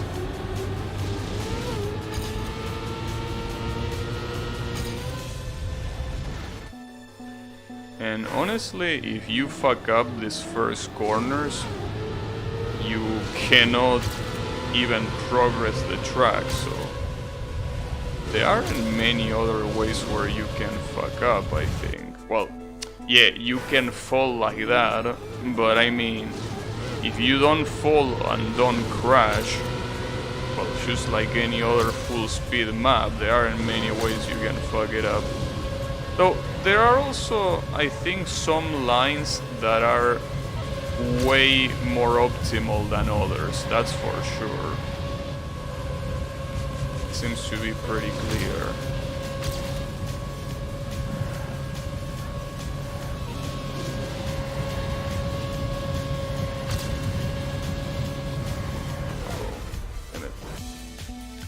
That last loop might be the hard part. I'm very tempted to try hard gold. Like, I'm actually super tempted. I know it's a bad idea, but I want to. Ah, damn it. Because I think it's a matter of doing... I mean, some of the corners to enter the inner side a little bit more. If I can do that, the rest should be fine. I mean, as long as I don't crash, obviously, but the problem is that the reason why I was able to finish this without crashing so fast is because I was following the ghost. But without following the ghost, it's kinda hard to tell where you're supposed to go. Unless you memorize it, obviously, but... You know. And it's very crazy how that initial corner, there are so many ways of fucking it up. Because if you do a little jump at the end of the corner, you lose enough speed to not be able to make it through that jump.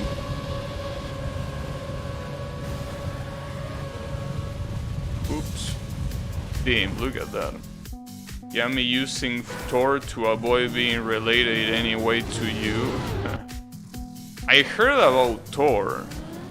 The Tor browser. Like, I don't know how it works, but there are some web pages that block it. But I don't know, like, I mean, I know what the purpose of the browser is, but I don't know how it works. Like, what? Is it just a browser that leaves no fingerprints, or how does it work? Because, like, why is it so powerful? Is my question. What's the secret? That's what I want to know. I never use it.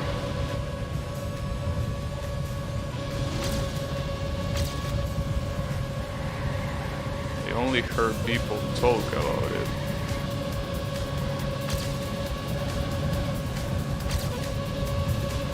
Ah, that was super close. I can definitely get this goal for sure.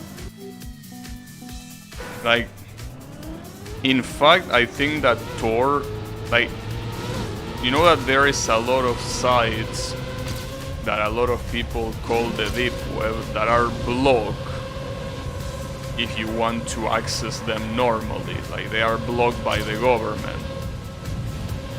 So Tor somehow can bypass that, but I don't know how. Like, does it use a VPN? But like, you don't need to use Tor to use a VPN. Like, you can use a VPN with any browser.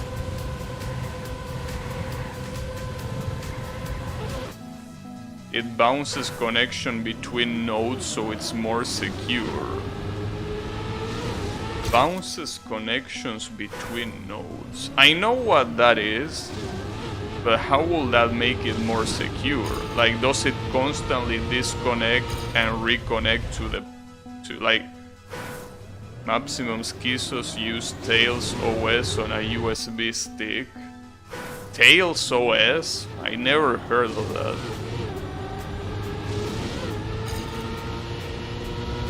I heard of Tor, but I never heard of Tails OS. Is that like a Linux distro that only has the bare minimum? Well, isn't Gen 2 already like that? Or what am I missing? As far as I know, if you want the bare minimum for Linux, you should install Gen 2. And that's it. Obviously, you will have to be more than a masochist to do that. But, you know, there are people that do that.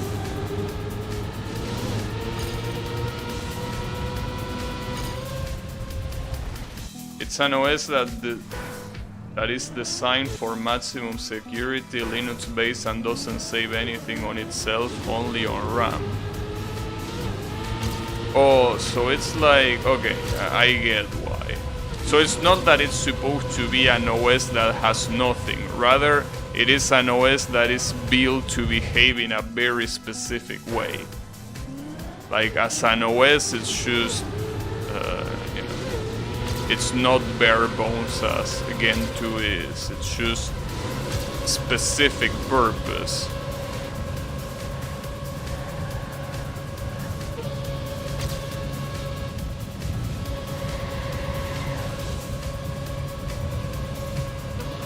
Yeah, that makes sense. Especially considering that the people that are probably so fucking scared of the internet wouldn't have enough knowledge in the first place to be able to operate something like Gen 2, right? You unplug the thing from your PC when the SWAT comes. Yeah, it's fucked up. Like, that's something that I was thinking about the other day. There is a shit ton of illegal websites that are completely blocked for normal people, and that people in general don't know about, because obviously you're not supposed to. But it's so fucked up. It really is like, you know, that there is a very common analogy. Damn, that was super good. It was an author, but that was super good. Top 4 Argentina, good shit. That was how to say. Like, there are so many web pages that nobody knows about. but they are there. They are there, and as I was saying, it's like that analogy with the iceberg. The internet is an iceberg, and what you see is just the tip. It's very fucked up. But you know, I don't want to get in trouble, so I never got enough curiosity to see those websites. Because obviously, yeah, obviously I have curiosity to see them, but why would I get in trouble just for curiosity? I mean, curiosity killed the cat. I don't want it to kill me, you know.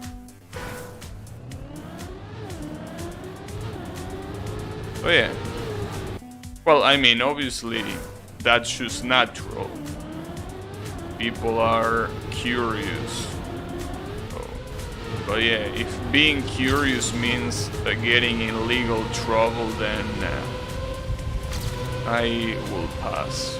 At least for now. Maybe at some point I will grow up to not give a shit about anything, and I wouldn't even care if someone knows that I'm browsing an illegal page, but I haven't reached the point where I don't give a shit about my life enough to do that.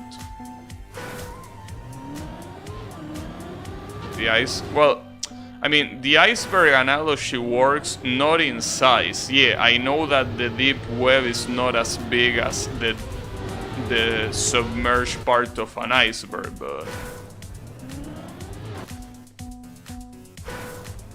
yeah, I know. Like, the illegal pages are not as many as the legal pages, you know.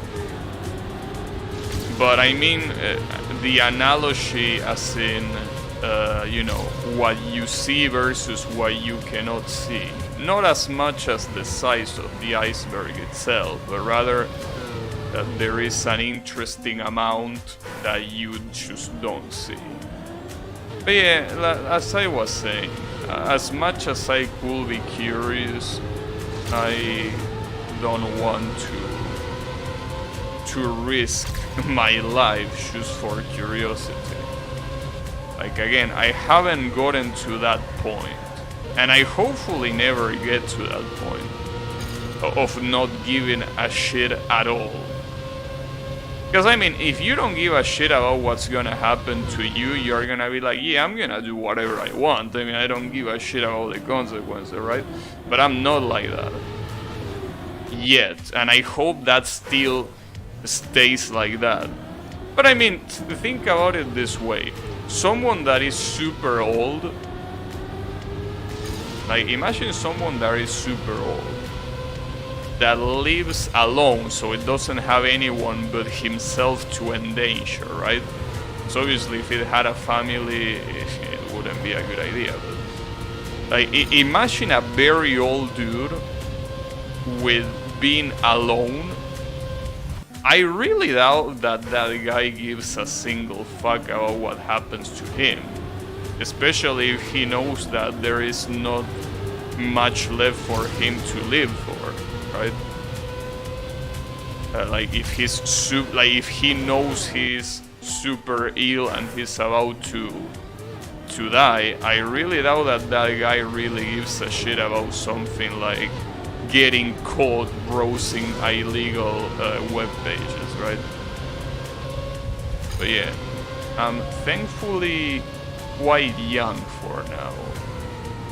But like, I can imagine myself, like, if I get really old, like, I'm talking about like 70-year-old Gabby, right? Like super old, right? I mean, will I really give a shit?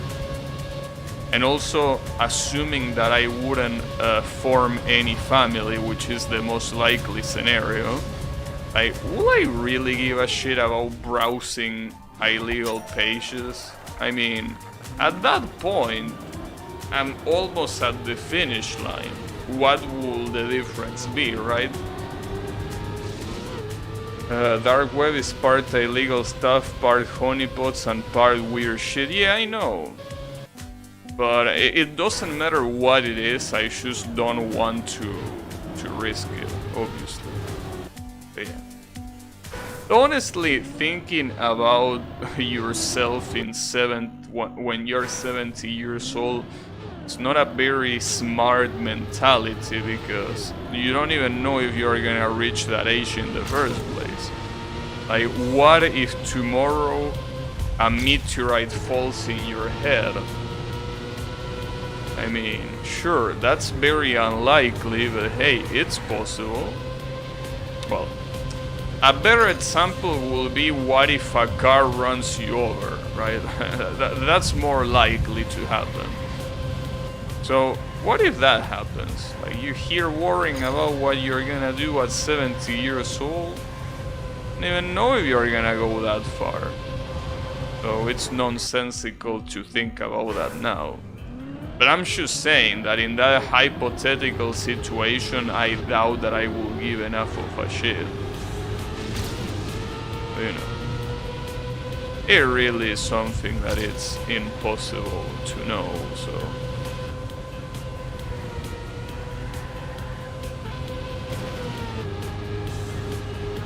I mean, you never know. Like, this is something that I think sometimes, right? Like, it's pretty clear that most people don't want to be parents, right? Which means that the the traditional family structure will be very rare in the future, at least of, you know, semi-developed cities, right? Obviously, I will assume that it will still be the same in very rural areas and very subdeveloped countries, but like, when it comes to the urban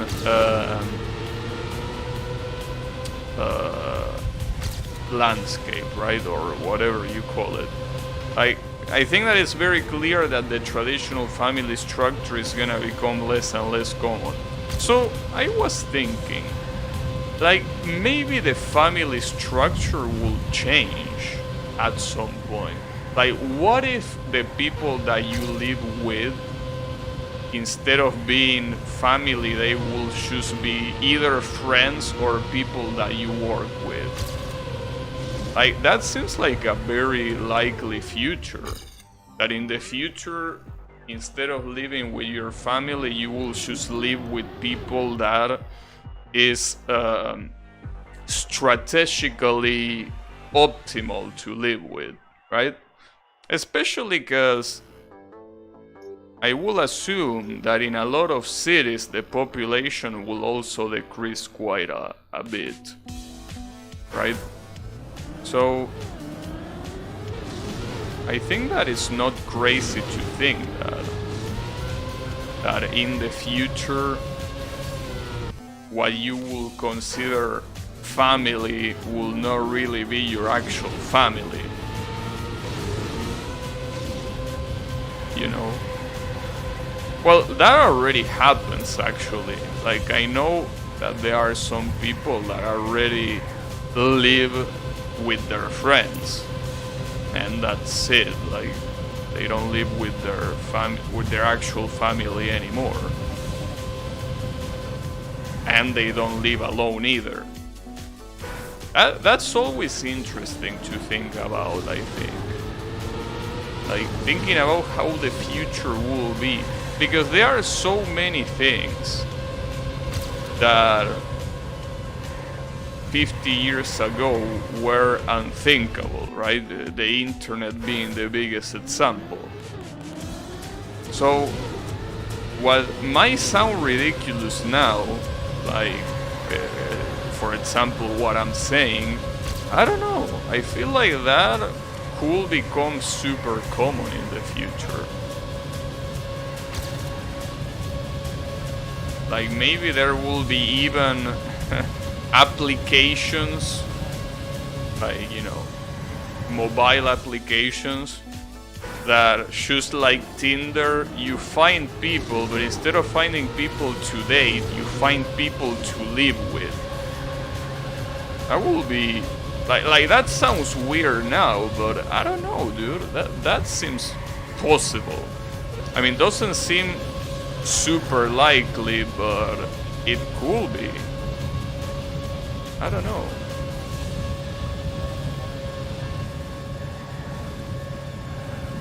I don't know if I would like it though. I hate sharing shit with strangers. Well, no. I hate sharing things with anyone, but you never know. Wow, this is a super easy track. Like, I'm pretty sure that getting author medal here will be just as easy, but yeah, no thanks. Don't like author medal. But yeah, I don't know. I think that it's exciting thinking about the future and predicting what might be happening and how things work different than they do right now. Sharing things with strangers, but you share delicious data with YouTube. The only data I share with YouTube, or rather, the only sensitive data that I share with YouTube is my location, and that's just because of the way the IP works, but that's really the only sensitive data I'm sharing. You know, when it's number 29 South America, but 1,000 in the world, well, 2,000 almost. And barely anyone here plays this game. I wouldn't say that. No. You are almost right, but not quite. What most people here don't play is the standard version, the one that you have to pay.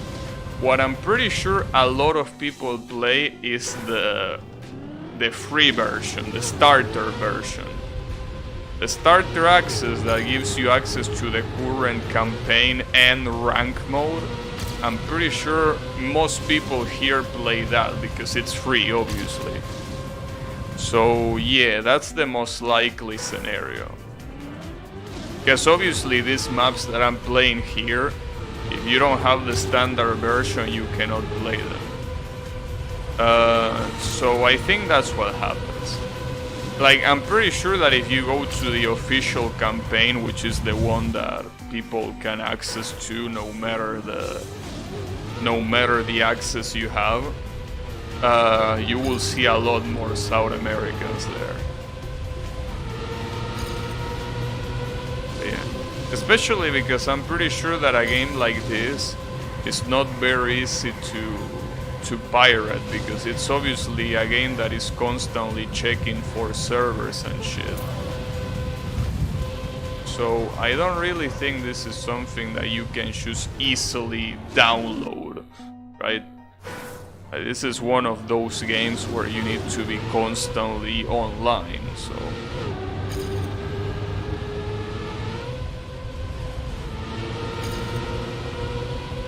I don't think you can pirate the standard version of this game. Maybe you can, but I don't know. I don't really want to check either.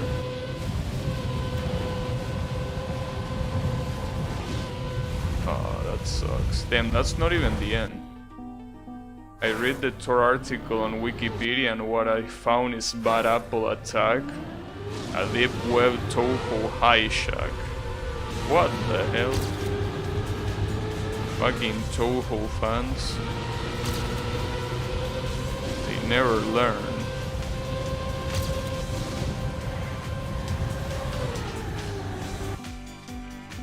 I don't know.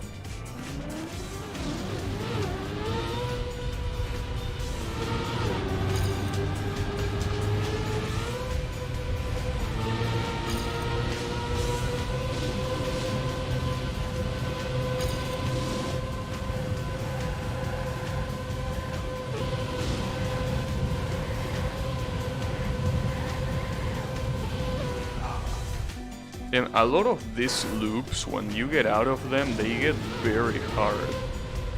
Well, it gets hard to react to what's coming afterwards.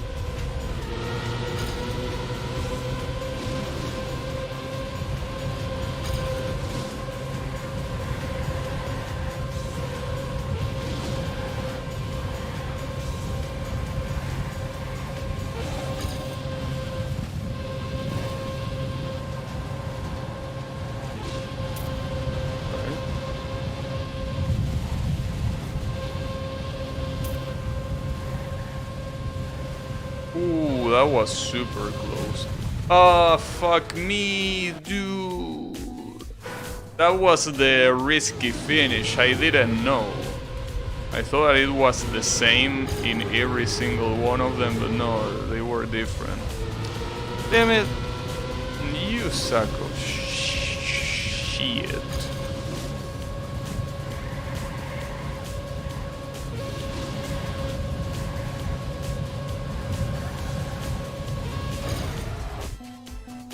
Reading some interesting stuff about how Torpacious fingerprint their users to de-anonymize them. Like mouse movement patterns.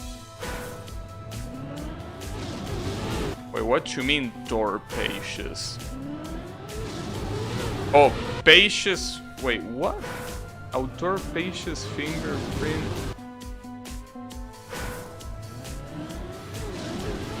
I'm not sure what you mean by that. What's a Tor page? I mean, Tor is a browser, right? Or what am I missing?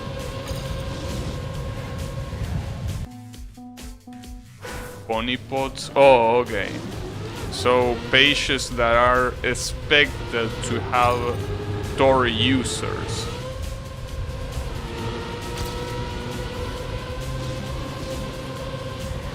Onion? Is that a domain? That's funny. There is an onion domain. Why the fuck is there an onion domain? Doesn't make any sense.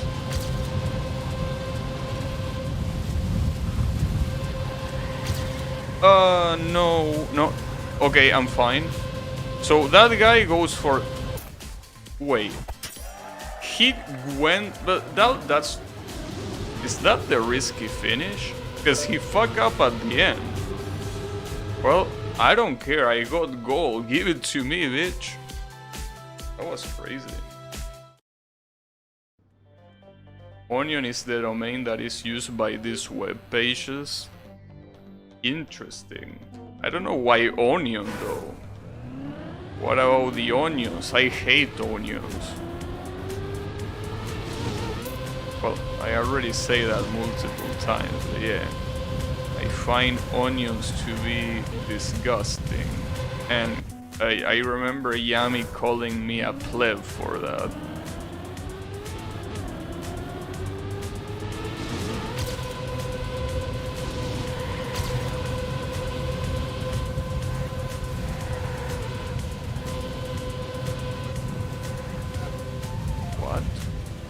Wait, I can... This truck has GPS. How do you do this?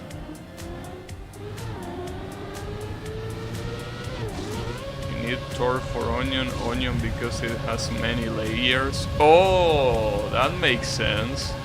Just like an onion, it has many layers. Okay, that's smart. Wouldn't have think about it like that, but yeah, that's pretty smart.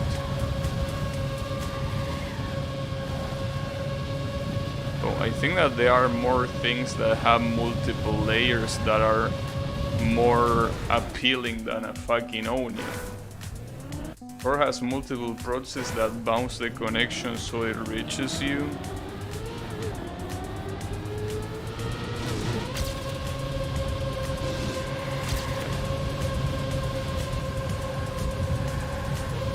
It's a bunch of weird shit.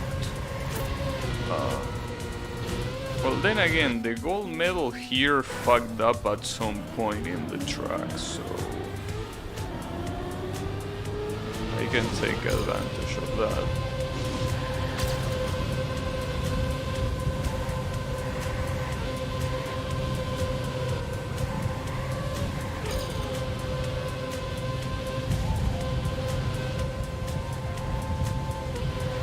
Oh no. Since it bounced so many times, it's easier to track someone with weird methods than by normal means.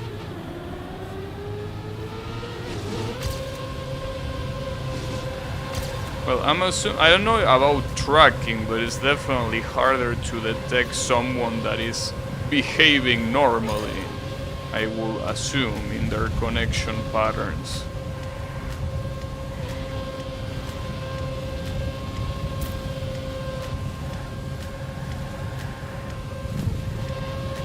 Oh, you're supposed to go to the left. Damn it. You were supposed to go to the left. Now, the problem here is I'm gonna get so used to these full speed maps that I'm gonna end up forgetting about playing this game normally. And if I want to participate in Cup of the Day today, which I am, but it's gonna suck if it's not a full speed map. I mean, after having so much warm-up with a full speed map, anything that is not close to this is gonna be an absolute pain in the ass to get used to again.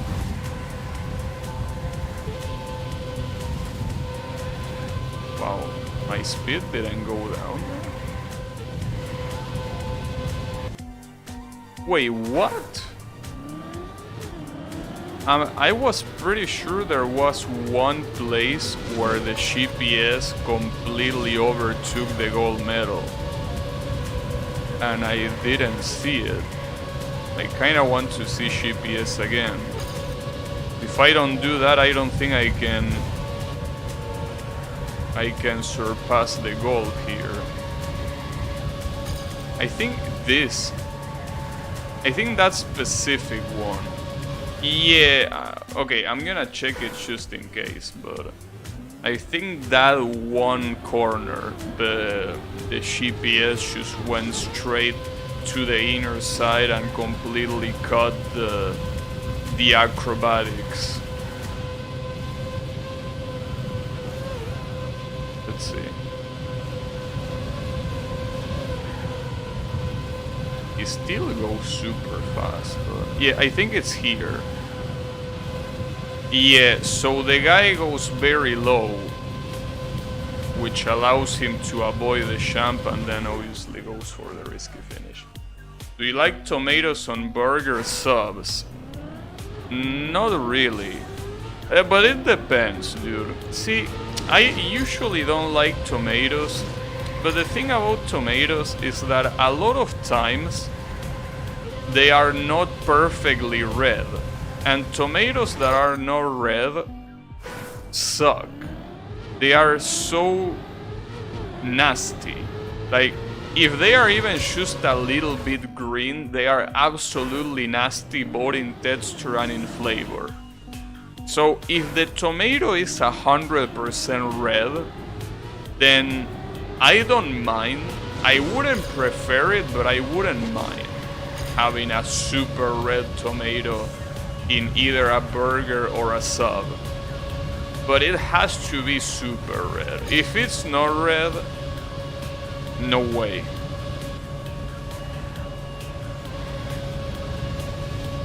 No fucking way. And you might think that a tomato being super red is the standard, but it really isn't. When I used to go to Subway, there were so many tomatoes that they weren't completely green, but they were a little bit green.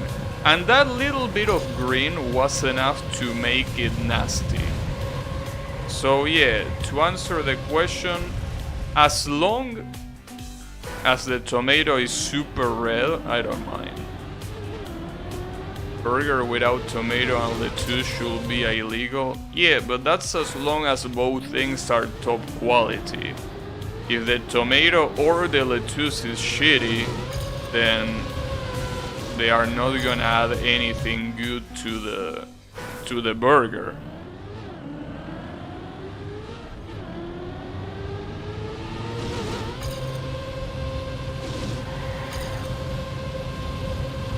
Also was investigating on how public key encryption works. No one could explain it very well. I can explain that. When I'm working the web application that I work, the back end uses double encryption for logins, right? So the way a public key works is that,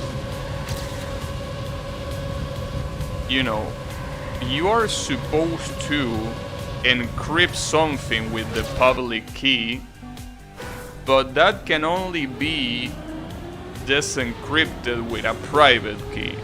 So it doesn't matter if there is one public key, because there's also one private key. And as long as you don't have access to that private key, it's impossible to do anything. Plain text is faster. It surely is, yeah.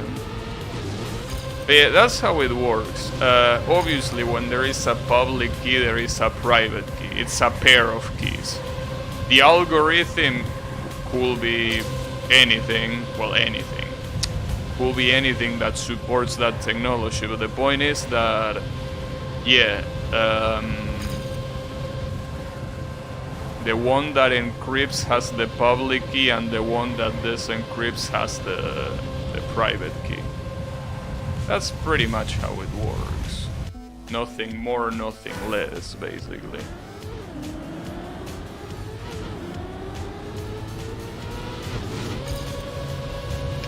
The opposite could also work. Like, if you need to disencrypt something that was encrypted using a private key, well, you use the public key.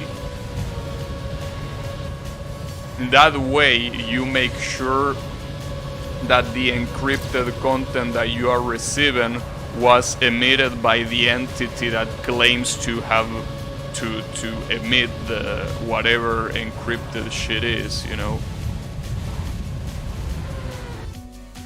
I understand that, but what I mean is how you make an encryption way that only works in one way in mathematical terms. Well, unfortunately, that's something that I cannot answer.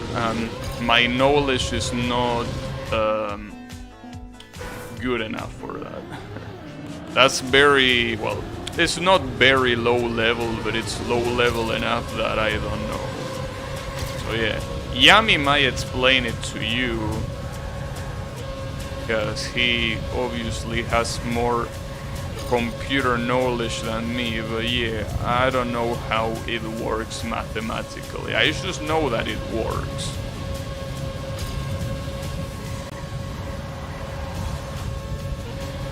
All I know is that when it comes to public and private keys, they usually have a modulus in common, or rather, like, usually the public key is a result of a series of operations in the private key.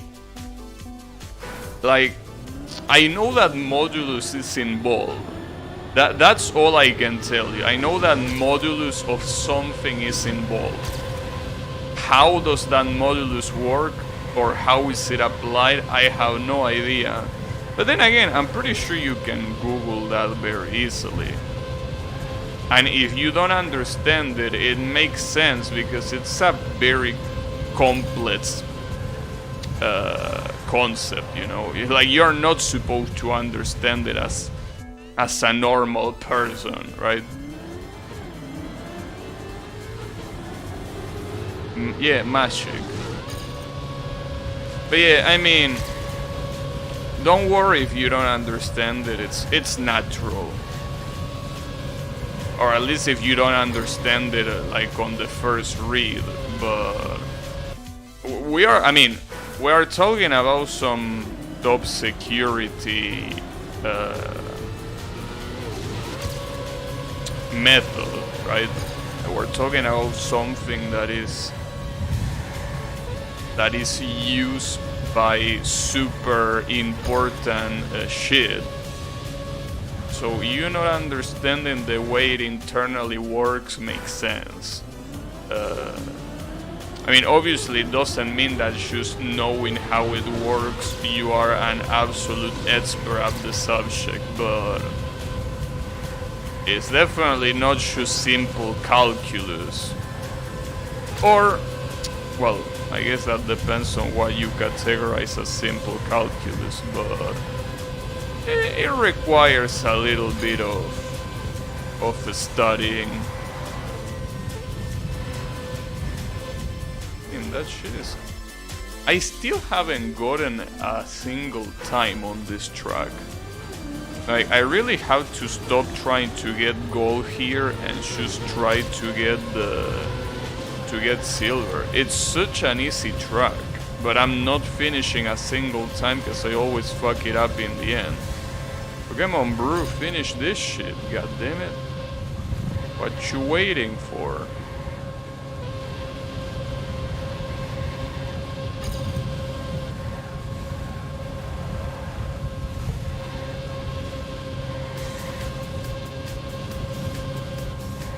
Here you're supposed to go high and then go low.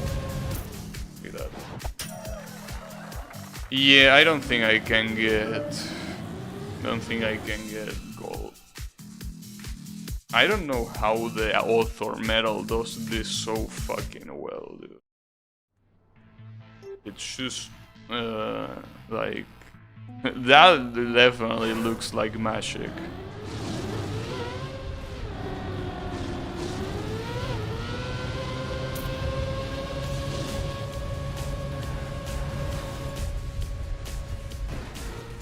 I always like to see how the car crashes when you're in camera 3.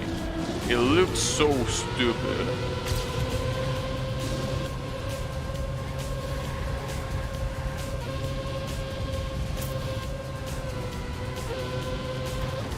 Ouch. This one looks a little bit complicated. Seems like a very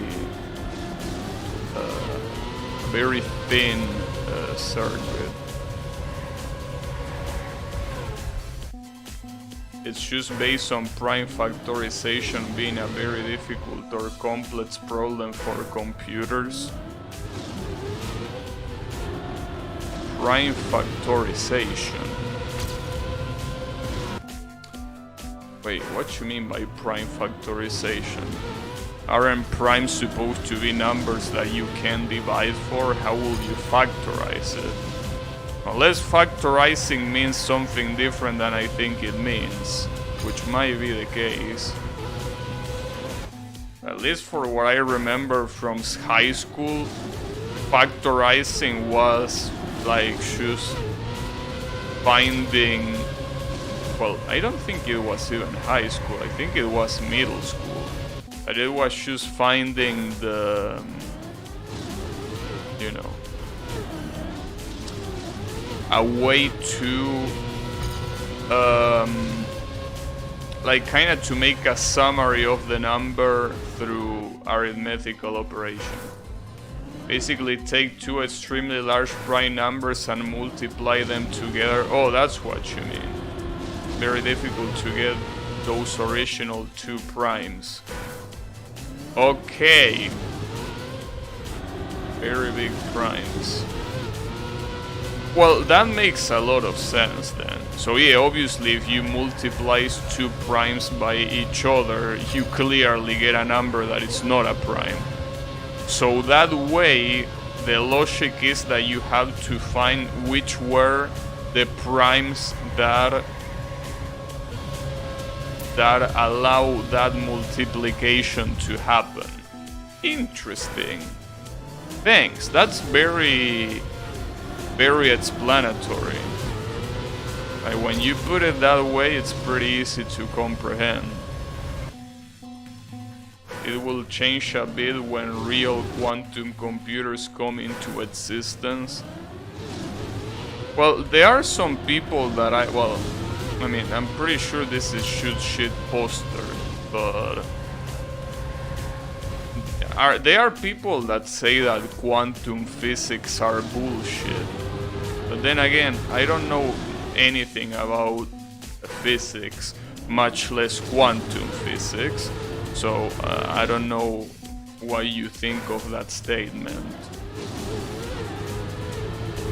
Or if it's just the the same kind of people that are just absolute crazy in the head. But I don't know. The result ends in a number bigger than what 64 bits could hold. Yeah, that makes sense. Definitely makes a lot of sense.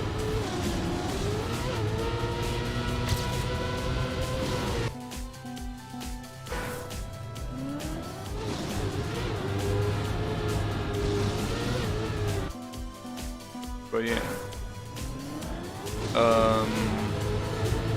I heard, well, when it comes to quantum, I seen some people say that quantum physics are not compatible with traditional physics. And that because of that, it was all a big, you know, a big pain in the ass, right? But I'm not sure. I don't know how much of that is accurate and how much isn't accurate. But you know, just one of those things that you know nothing about physics, then it's impossible to know unless someone that knows about it tells you.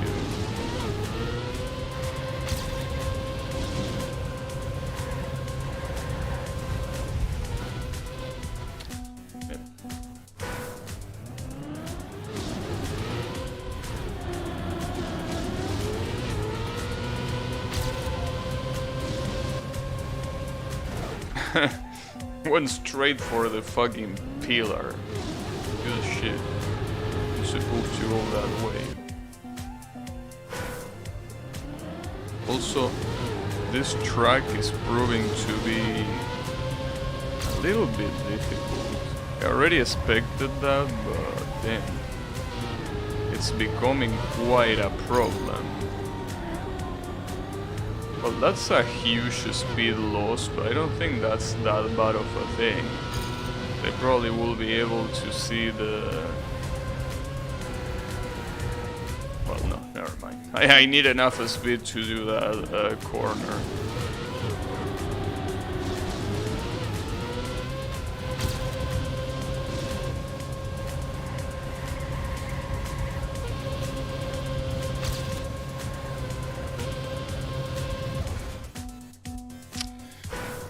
Yeah, I don't know about this one. I could probably try GPS.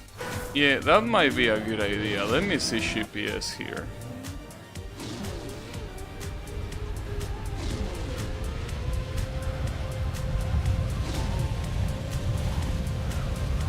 Those are some very sharp lines.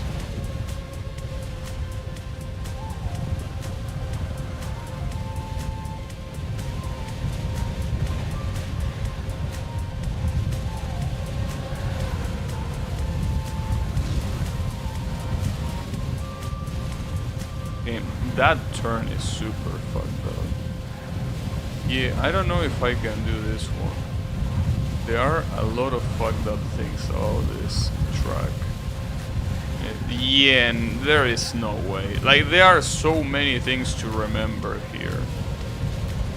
There are so many things. Damn, and then that's the finish. The finish looks even harder. Okay, so I don't think I can do this track. This track just seems way too ridiculous. This track just seems absolutely ridiculous.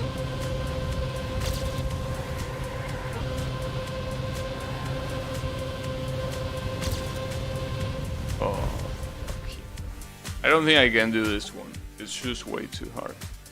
It could be bullshit, same with dark energy, we could easily just be misunderstanding something, but it's observable. That's how it works.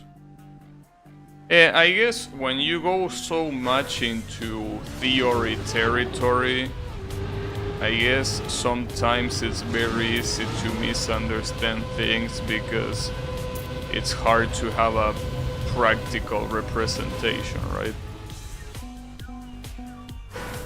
But yeah, since I don't know anything about physics, I wouldn't know.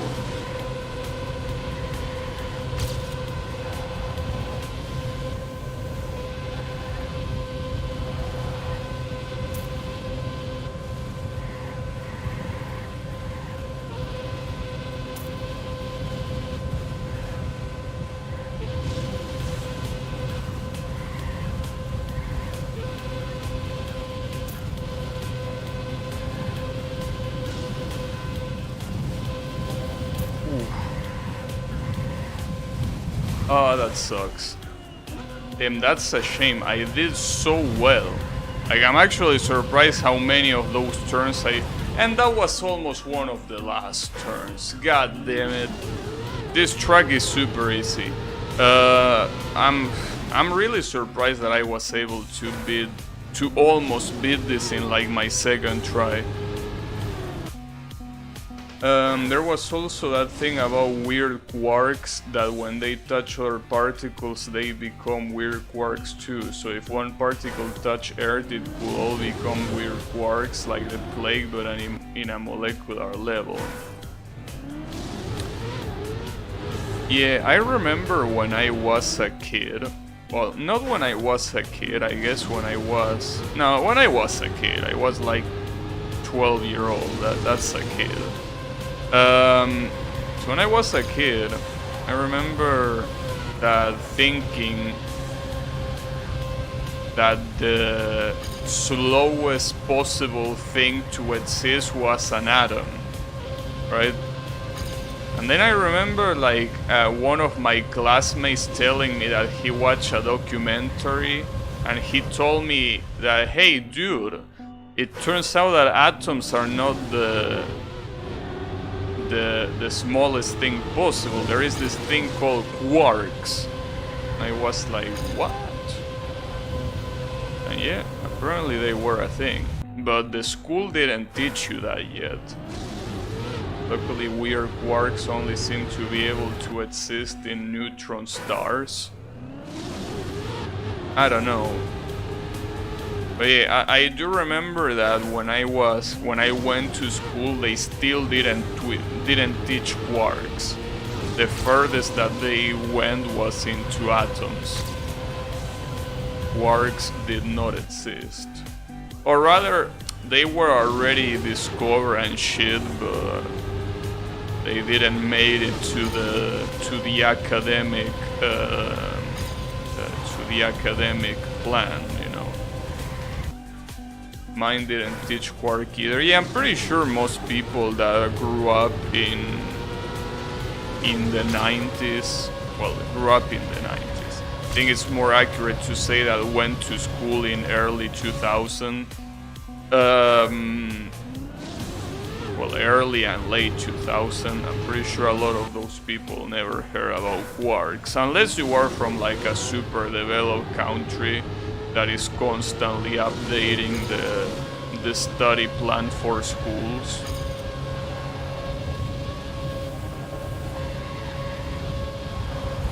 You know, unless you were there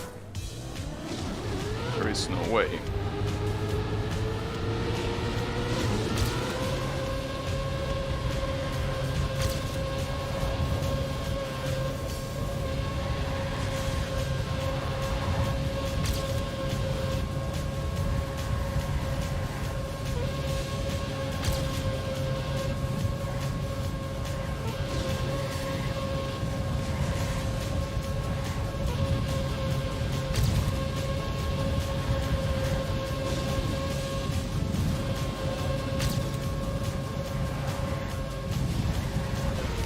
The same mistake, god damn it.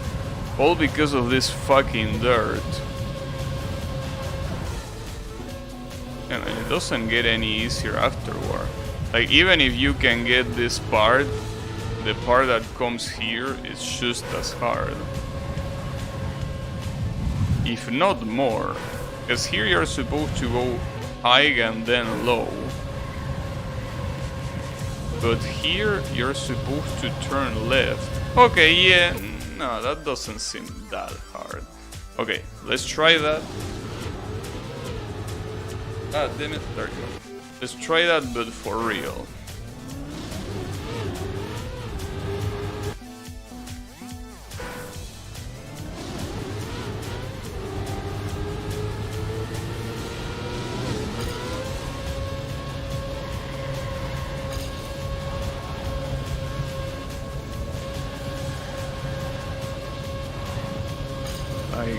The gold medal is so doable, like, it's ridiculous how doable this is. And it's so doable just because the gold medal fucks up at the very beginning. I think that it's very dumb when they do that. Like, I understand that they need to give advantage in one way or another, but it would be better if you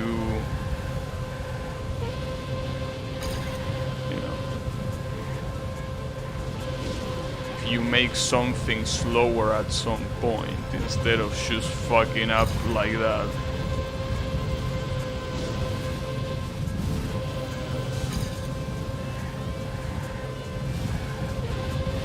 Damn, I got distracted because of my fucking dumbass ghost. What a piece of shit. God damn it.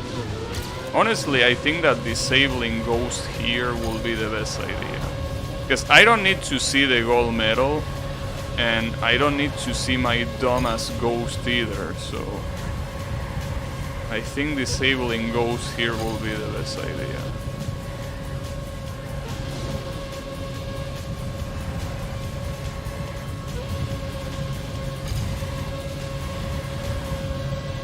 Let's try one more time before doing that.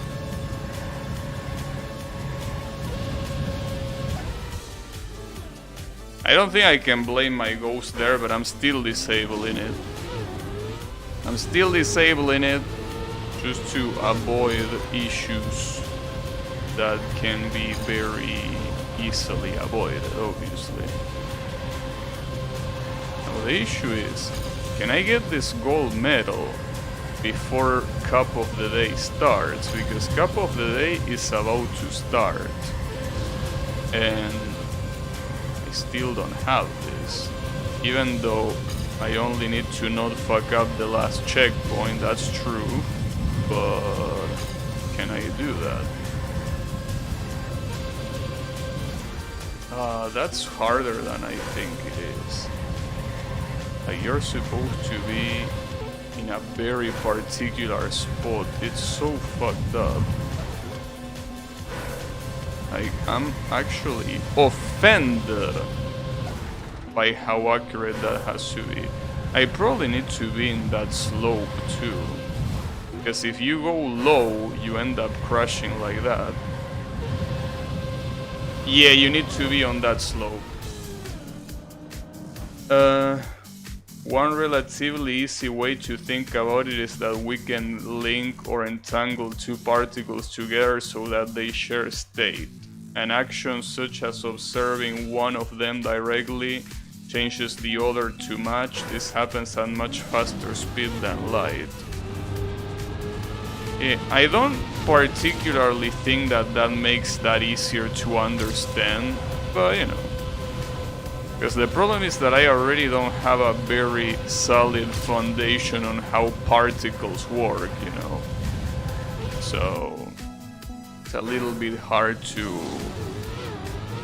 understand everything that comes afterwards, but it's okay, don't worry about it.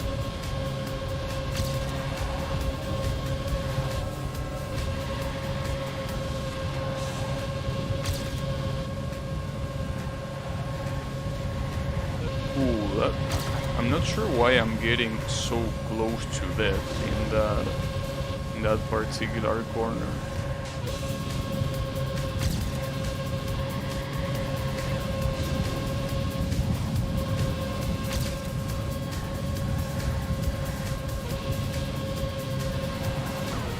The problem there is that if you go to the left side where the slope is, you don't have enough space to get the corner afterwards.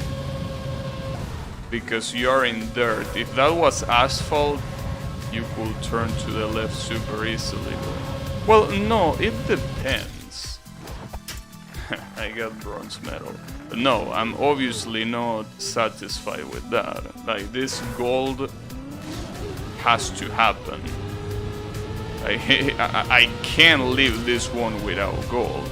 The problem is that I might need to leave it at least for now, because Cup of the Day is about to start. But it's such a shame because this is literally the last track of this campaign. So if I can get this here, that will make me a little bit sad. But it's okay. I can do it. Probably. I don't know. Ooh, I don't know how I didn't crash there. It's okay. It might not be okay. Damn it. Too much force into that corner. God damn it. That ending is so evil. Whoever thought of that ending probably was begging to get headset. Like, this person wants to get super headset because of that ending. Like, bro, why do you wanna get headset like that? What do you gain from getting headset? You don't gain anything.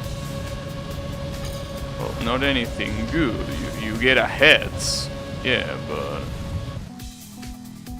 Damn it, dude. That's a shame. Because it's only that last checkpoint. The rest is super easy in comparison. Oh, I'm failing in some places that I don't know why I'm failing, but it's okay. Or rather, I'm almost failing in some places that I don't know why I am.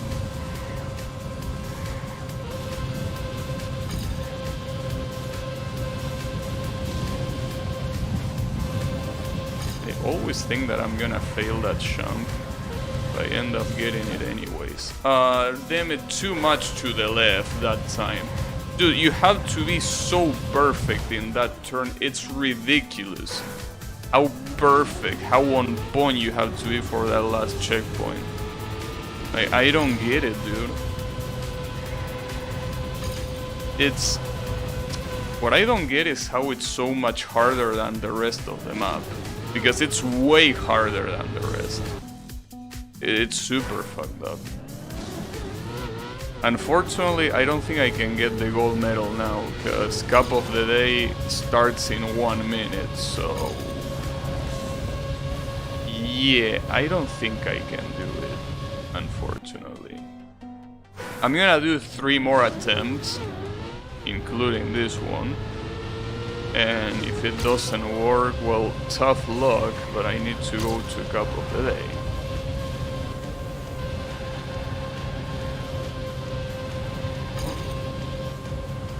I'm surprised I didn't crash there.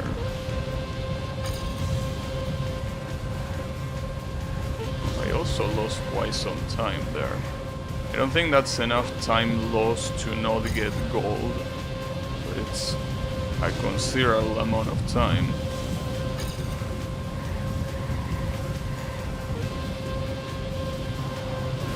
Ah, damn it. That's so heartbreaking. Well, that's one attempt. I almost got it there.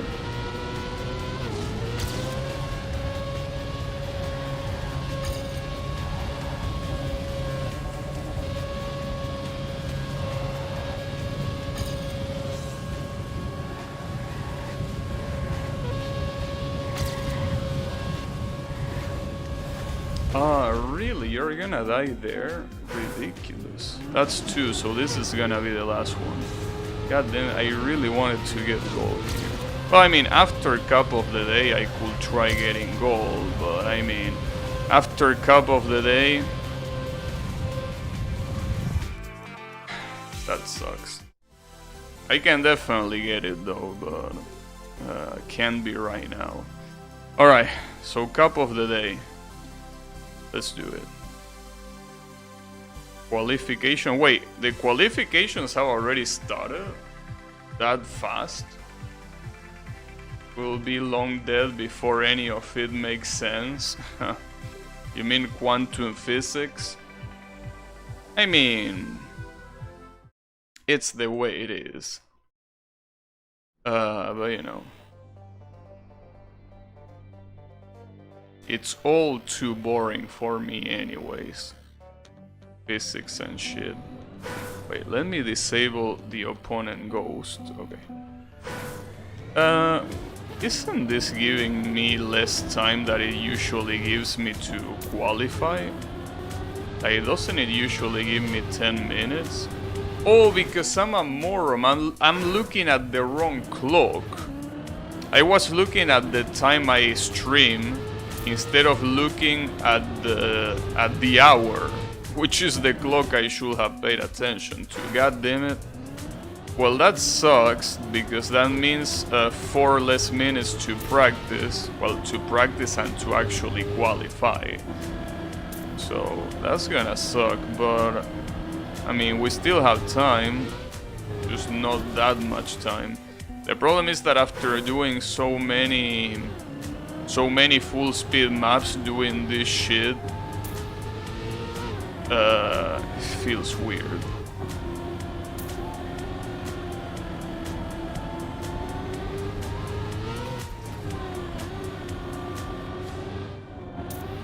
And that checkpoint is ridiculous. I'm gonna try to do it super slow, cause otherwise I don't see myself finishing that fast. I mean, I just need to qualify. Then after qualifying we can worry about making a good time, but let's first try qualifying. This also seems to be quite a long map in the same. Okay. Oh, that's the finish. Oh, you have to be shitting me. No, why do you do this? I hate when people do this. A finish line that requires a speed check. That's ridiculous. What a piece of shit. You need enough speed at the end. That's... I really hate when they do that. There is in fact one track. There is a track at the... in the actual official campaign, the fall campaign of 2021, that is exactly like that. There is a speed check right at the finish line. Just like that one that you just saw. I think that's just so ridiculous. Because it basically... you can't take it easy. Or rather, not there. You cannot play it safe. And for people that suck at the game, like me, that sucks. Because you need to go full speed. Again, not at all times, but when you get to the finish line. But that means that if you fuck up, that's impossible. And the problem is that I only have 4 minutes to do this. And I'm pretty sure the track is 1 minute long, so I only have like... I have a very small amount of attempts here. So I need to take it easy, because I only need to finish. Again, I don't even need a good score for this. I just need to finish, and that's it. But I'm not being able to.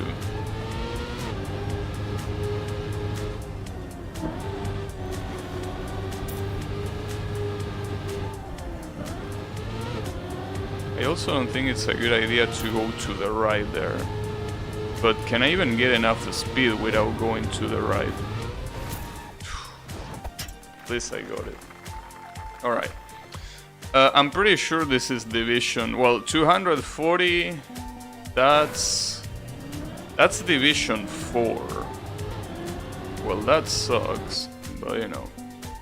I don't think I can do this much better. Though I almost got silver. Like, I'm 138 milliseconds away from silver medal, so I can at least try that before the quali ends.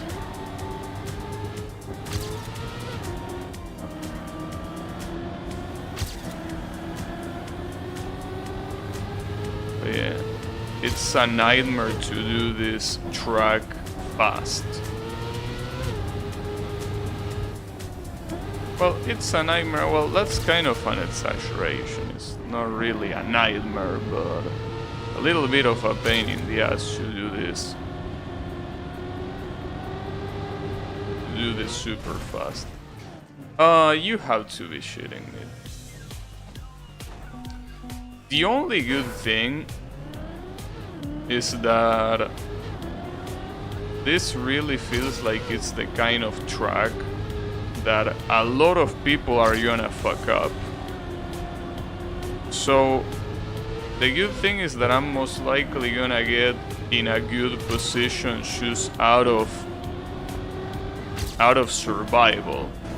Like, so many fools are gonna die trying to get good times, and I'm gonna survive.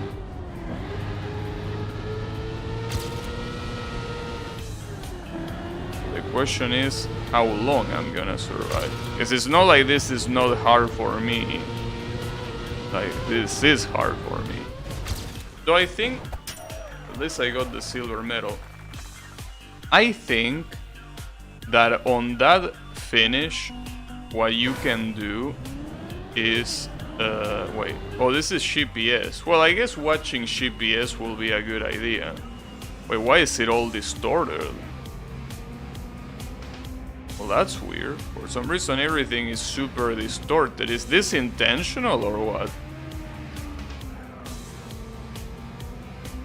Yeah, like we are in a weird dimension where time moves differently.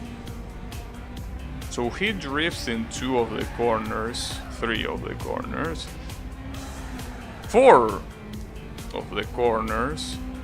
Oh, so he goes to the left. You are not supposed to go to the right. Okay. Well, but it's basically like that. Like, it's fucked up because it requires drifting. I think that what people call tech maps in these games are maps that require an interesting amount of drifting. I think that's how it works. Like, maps that, well, or I guess maps in general that require some more advanced knowledge of the game mechanics. Something cool I just read. The number 3 is written 11 in binary, 7 is in 1531.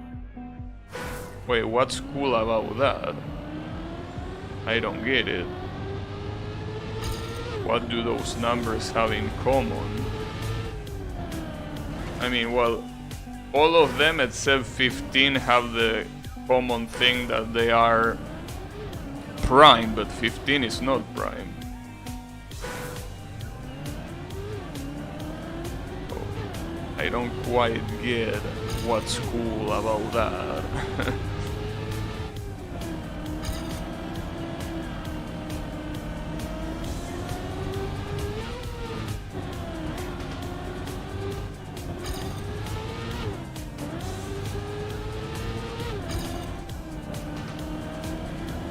I forgot to drift.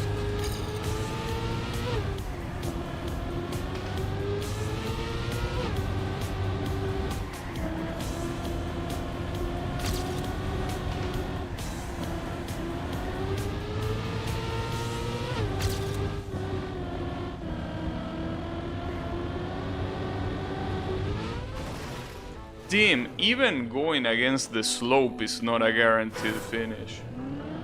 Some primes are only written with 1s in binary, those got special designation, Mercedes primes.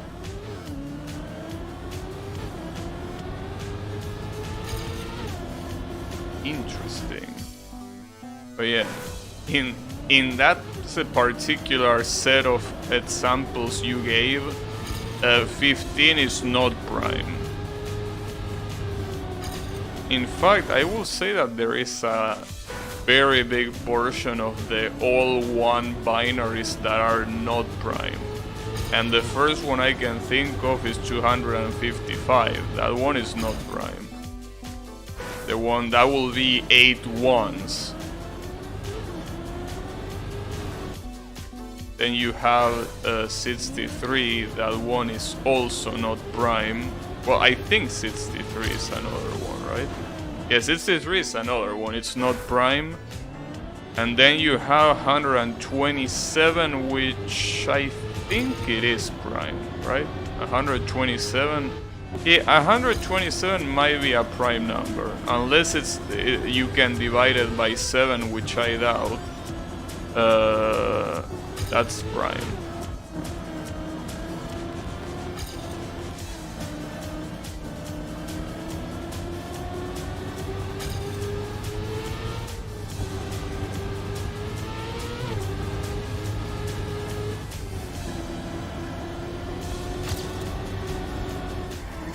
Worst part is that even when I try to do this map faster, it's still...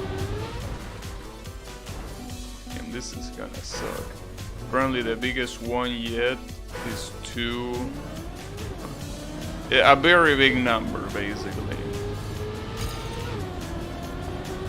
Yeah, that's something that I don't think can be processed by many computers unless they use a very specific algorithm to do so. But even then, that probably takes a while to calculate. Also, I'm surprised that nobody's talking in chat, in the Trackmania chat. Like, everyone is fucking silent. I expected more people to complain about this map, but I don't see any complainers. And I feel... it feels empty without people complaining about the map. Need to overclock the effects a lot. I think that even a Ryzen wouldn't be able to do that. But damn, this track is super fucked up, dude. Yeah, especially because of that ending.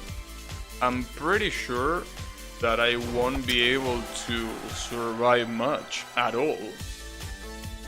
Like, this is Division 4, I'm pretty sure. And wait. You're kidding, right? Like, there is 31 players in this division and I'm the 30th player? Is that true? Because if that's true, I'm almost the very last no, I don't think that's true. I think that that's just usual Trackmania fuckery here. And I'm pretty sure that's not true. Oh, I skipped the checkpoint. Oops. Oh, who cares? I mean, it still has not started.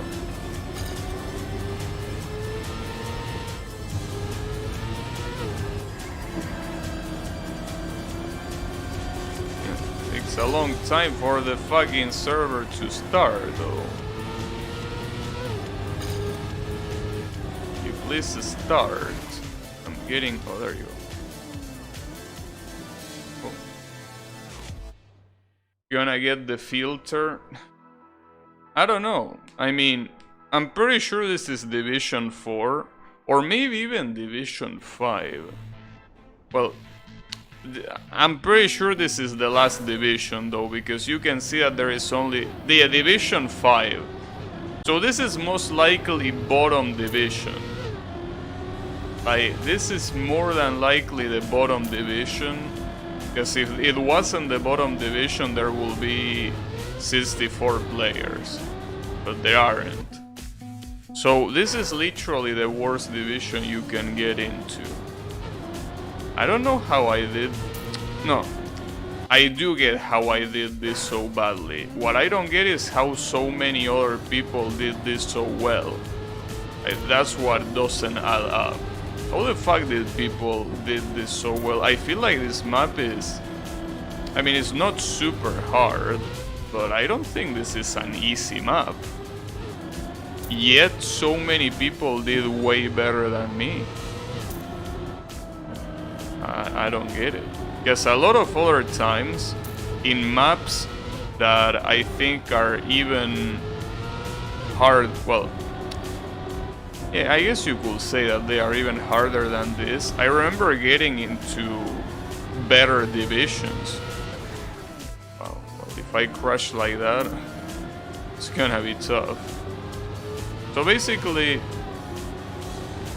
wow, the chat already feels like a bottom division one, alright? The chat already tells you that we're in the bottom division.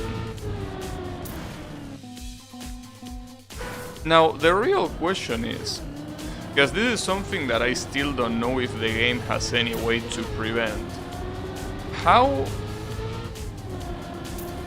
Like, no, not how, but... Are there any people in this division that sandbag the quali just to be able to win in one division? Like, is one of the people with us here a pro player that just underperform on the quali? Because if that's the case, there is no chance to win, obviously.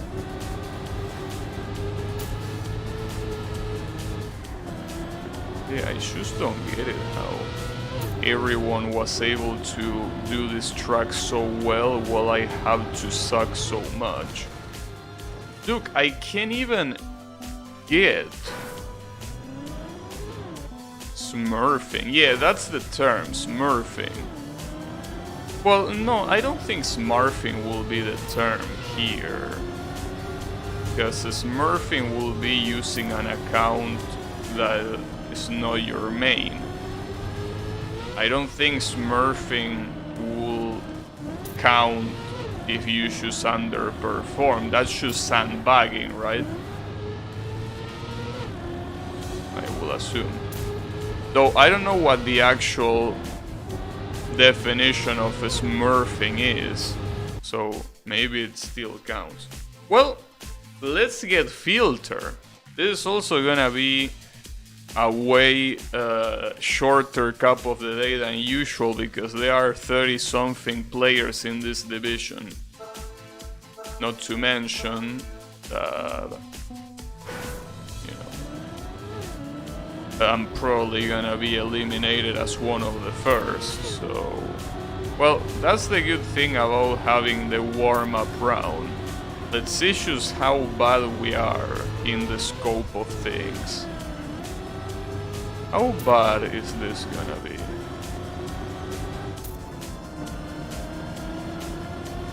And I don't know the answer to that. Well, apparently not that bad so far. But then again, that could switch at any moment. Well, I miss this finish line, dude. This ending is ridiculous. It's so easy to fuck it up, it's not even funny. Ridiculous. In Neuron Star, gravity is so big that the atomic nuclei get rearranged together in linear shapes called nuclear spaghetti. Nuclear spaghetti. That's definitely a nice... Wait, risky finish? Like, is there a normal finish? Also, why is this moron wasting everyone's time? I hate when people do this. You're wasting everyone's time. I hope you get eliminated first for being a bitch.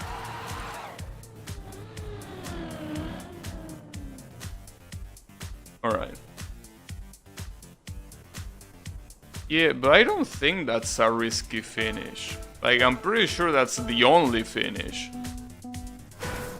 Like, I mean, I watched the GPS and that's the finish he ended in. So, if there is a risky finish, it's that one, clearly. But is there a non-risky finish? Because I haven't seen anything. Maybe there is a non-risky finish, but I don't think there is. And if there is, it's probably way slower than the risky one. So the problem is that I don't want to find out right now.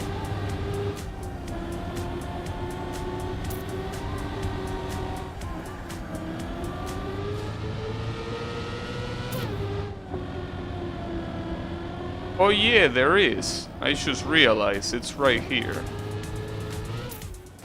Well, I'm definitely doing that. It's not about wasting time, it's about sending a message. Do you remember the name of the guy? Because I really hope... Well, he didn't... I'm pretty sure he didn't get eliminated. Damn. Oh yeah. There is a safe finish. And I think most people don't realize that. Well, now I realize that just because I was reading the chat, but... Then again, even if I did the safe finish in the quali, I wouldn't have gotten a better time. In fact, I would have gotten a worse time if I had done that. So I still don't understand how so many people did this map so fast. Especially when I compare it to previous couple of the days.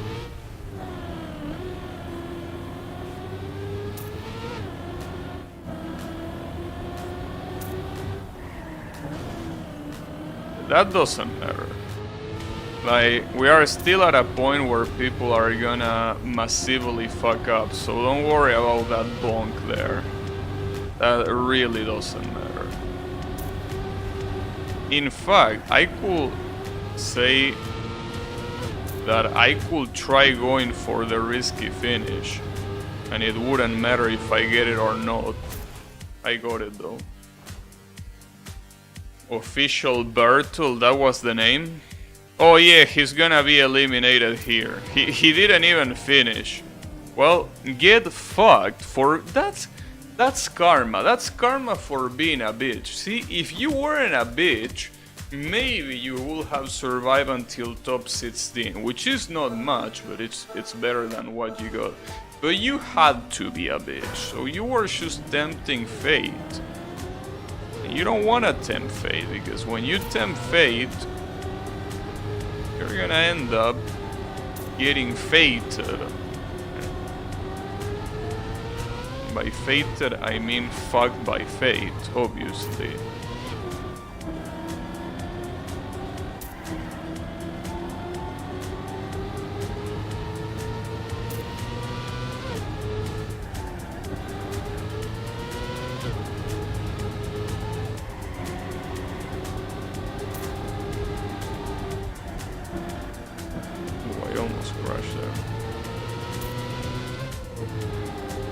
Not a bad time at all. Okay, no. Don't go for the risky finish. Forget about it.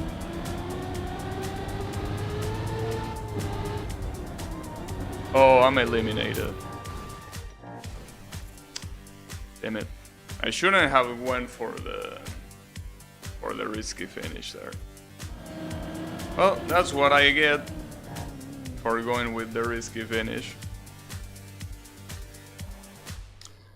That sucks. But you know, I expected this was gonna happen. I just expected people to keep fucking up, but yeah, I didn't like this track. That was very bad. That was very bad, but you know, the good thing about that is that means I have more time to try hard this gold medal, so let's get back to it. That's what matters. I don't give a shit. Yeah, sure, I was not able to get into a decent position. But you know what? Who gives a shit? I mean, you're gonna see this gold medal here and your panties are gonna fall off.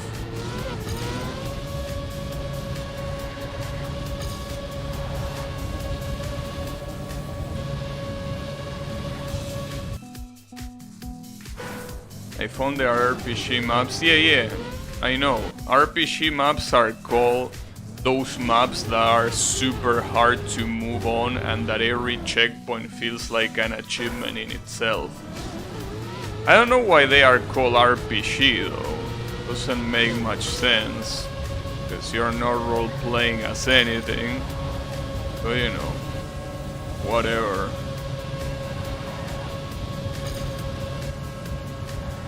Whatever.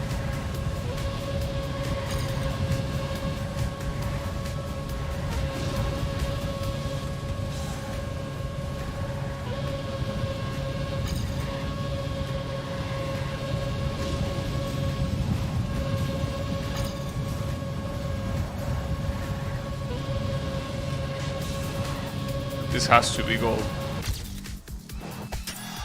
That was Author. Are you serious? I got Author medal off of that. Wow. I mean, that Author medal was fucking free. I want to see the replay though. Look at this. It was. Well, the thing is, that's why I said, well, gold was definitely free, but I didn't expect Author to be just as free. Clearly the hardest thing about this is the ending, but I'm still surprised I was able to do it. Look at that. Super sharp. Good shit. No, I don't want to do it again, but you know. It's like climbing every weird place you shoot and make your path. Yeah, I know. I seen some people play those maps and they fucking suck. Or at least they suck to me. Damn, dude. #1 in Argentina for this campaign. Damn, can you believe it? I'm the best Argentinian player in this campaign. Well, according to that at least. Wait, what happens when I press this? Yeah. Apparently these are all Argentinian players and I'm clearly the best. Damn. Alright. I mean, I know that that's not a very big thing to surpass, but top 6 in South America and 300 in the world. Damn, look at the points on this guy. That's ridiculous. Only 5? But no, dude, there are only 5 because it's literally the top 5. I mean, every single one of these shows the top 5. The 5 you see on the screen, come on. You know that's not true. I mean, after all, look at the maps. On this map I got top 18 in Argentina, so there were clearly more than just 5. You're all jealous of ya boy, can you believe that? Also, the maps I couldn't do... I can definitely, I can probably do this one. Not these two maps suck. Well, they don't suck, but they are too hard for me. There you have it. So many Argentinian... I think, judging by the bronze medals I got, I think that there were like 100 Argentinian players here. But yeah. You all jealous motherfuckers, it's unbelievable. The jealousy makes you type those things. Unbelievable. Anyways. That's gonna be it for me for today. It's a shame that I suck so much on Cup of the Day, but even if I have survived that round, I don't think I will have survived that much more, considering that, you know, yeah, I wouldn't. But anyways, that's gonna be it for me for today. Tomorrow, I'm just gonna go with Tetris like every Saturday. I'm most likely not gonna go with Connected Versus, but with other game modes and see how it goes. But yeah, thanks everyone a lot for watching, and I'm gonna be seeing you on the next stream with Tetris. So have a good one, and take care, everyone.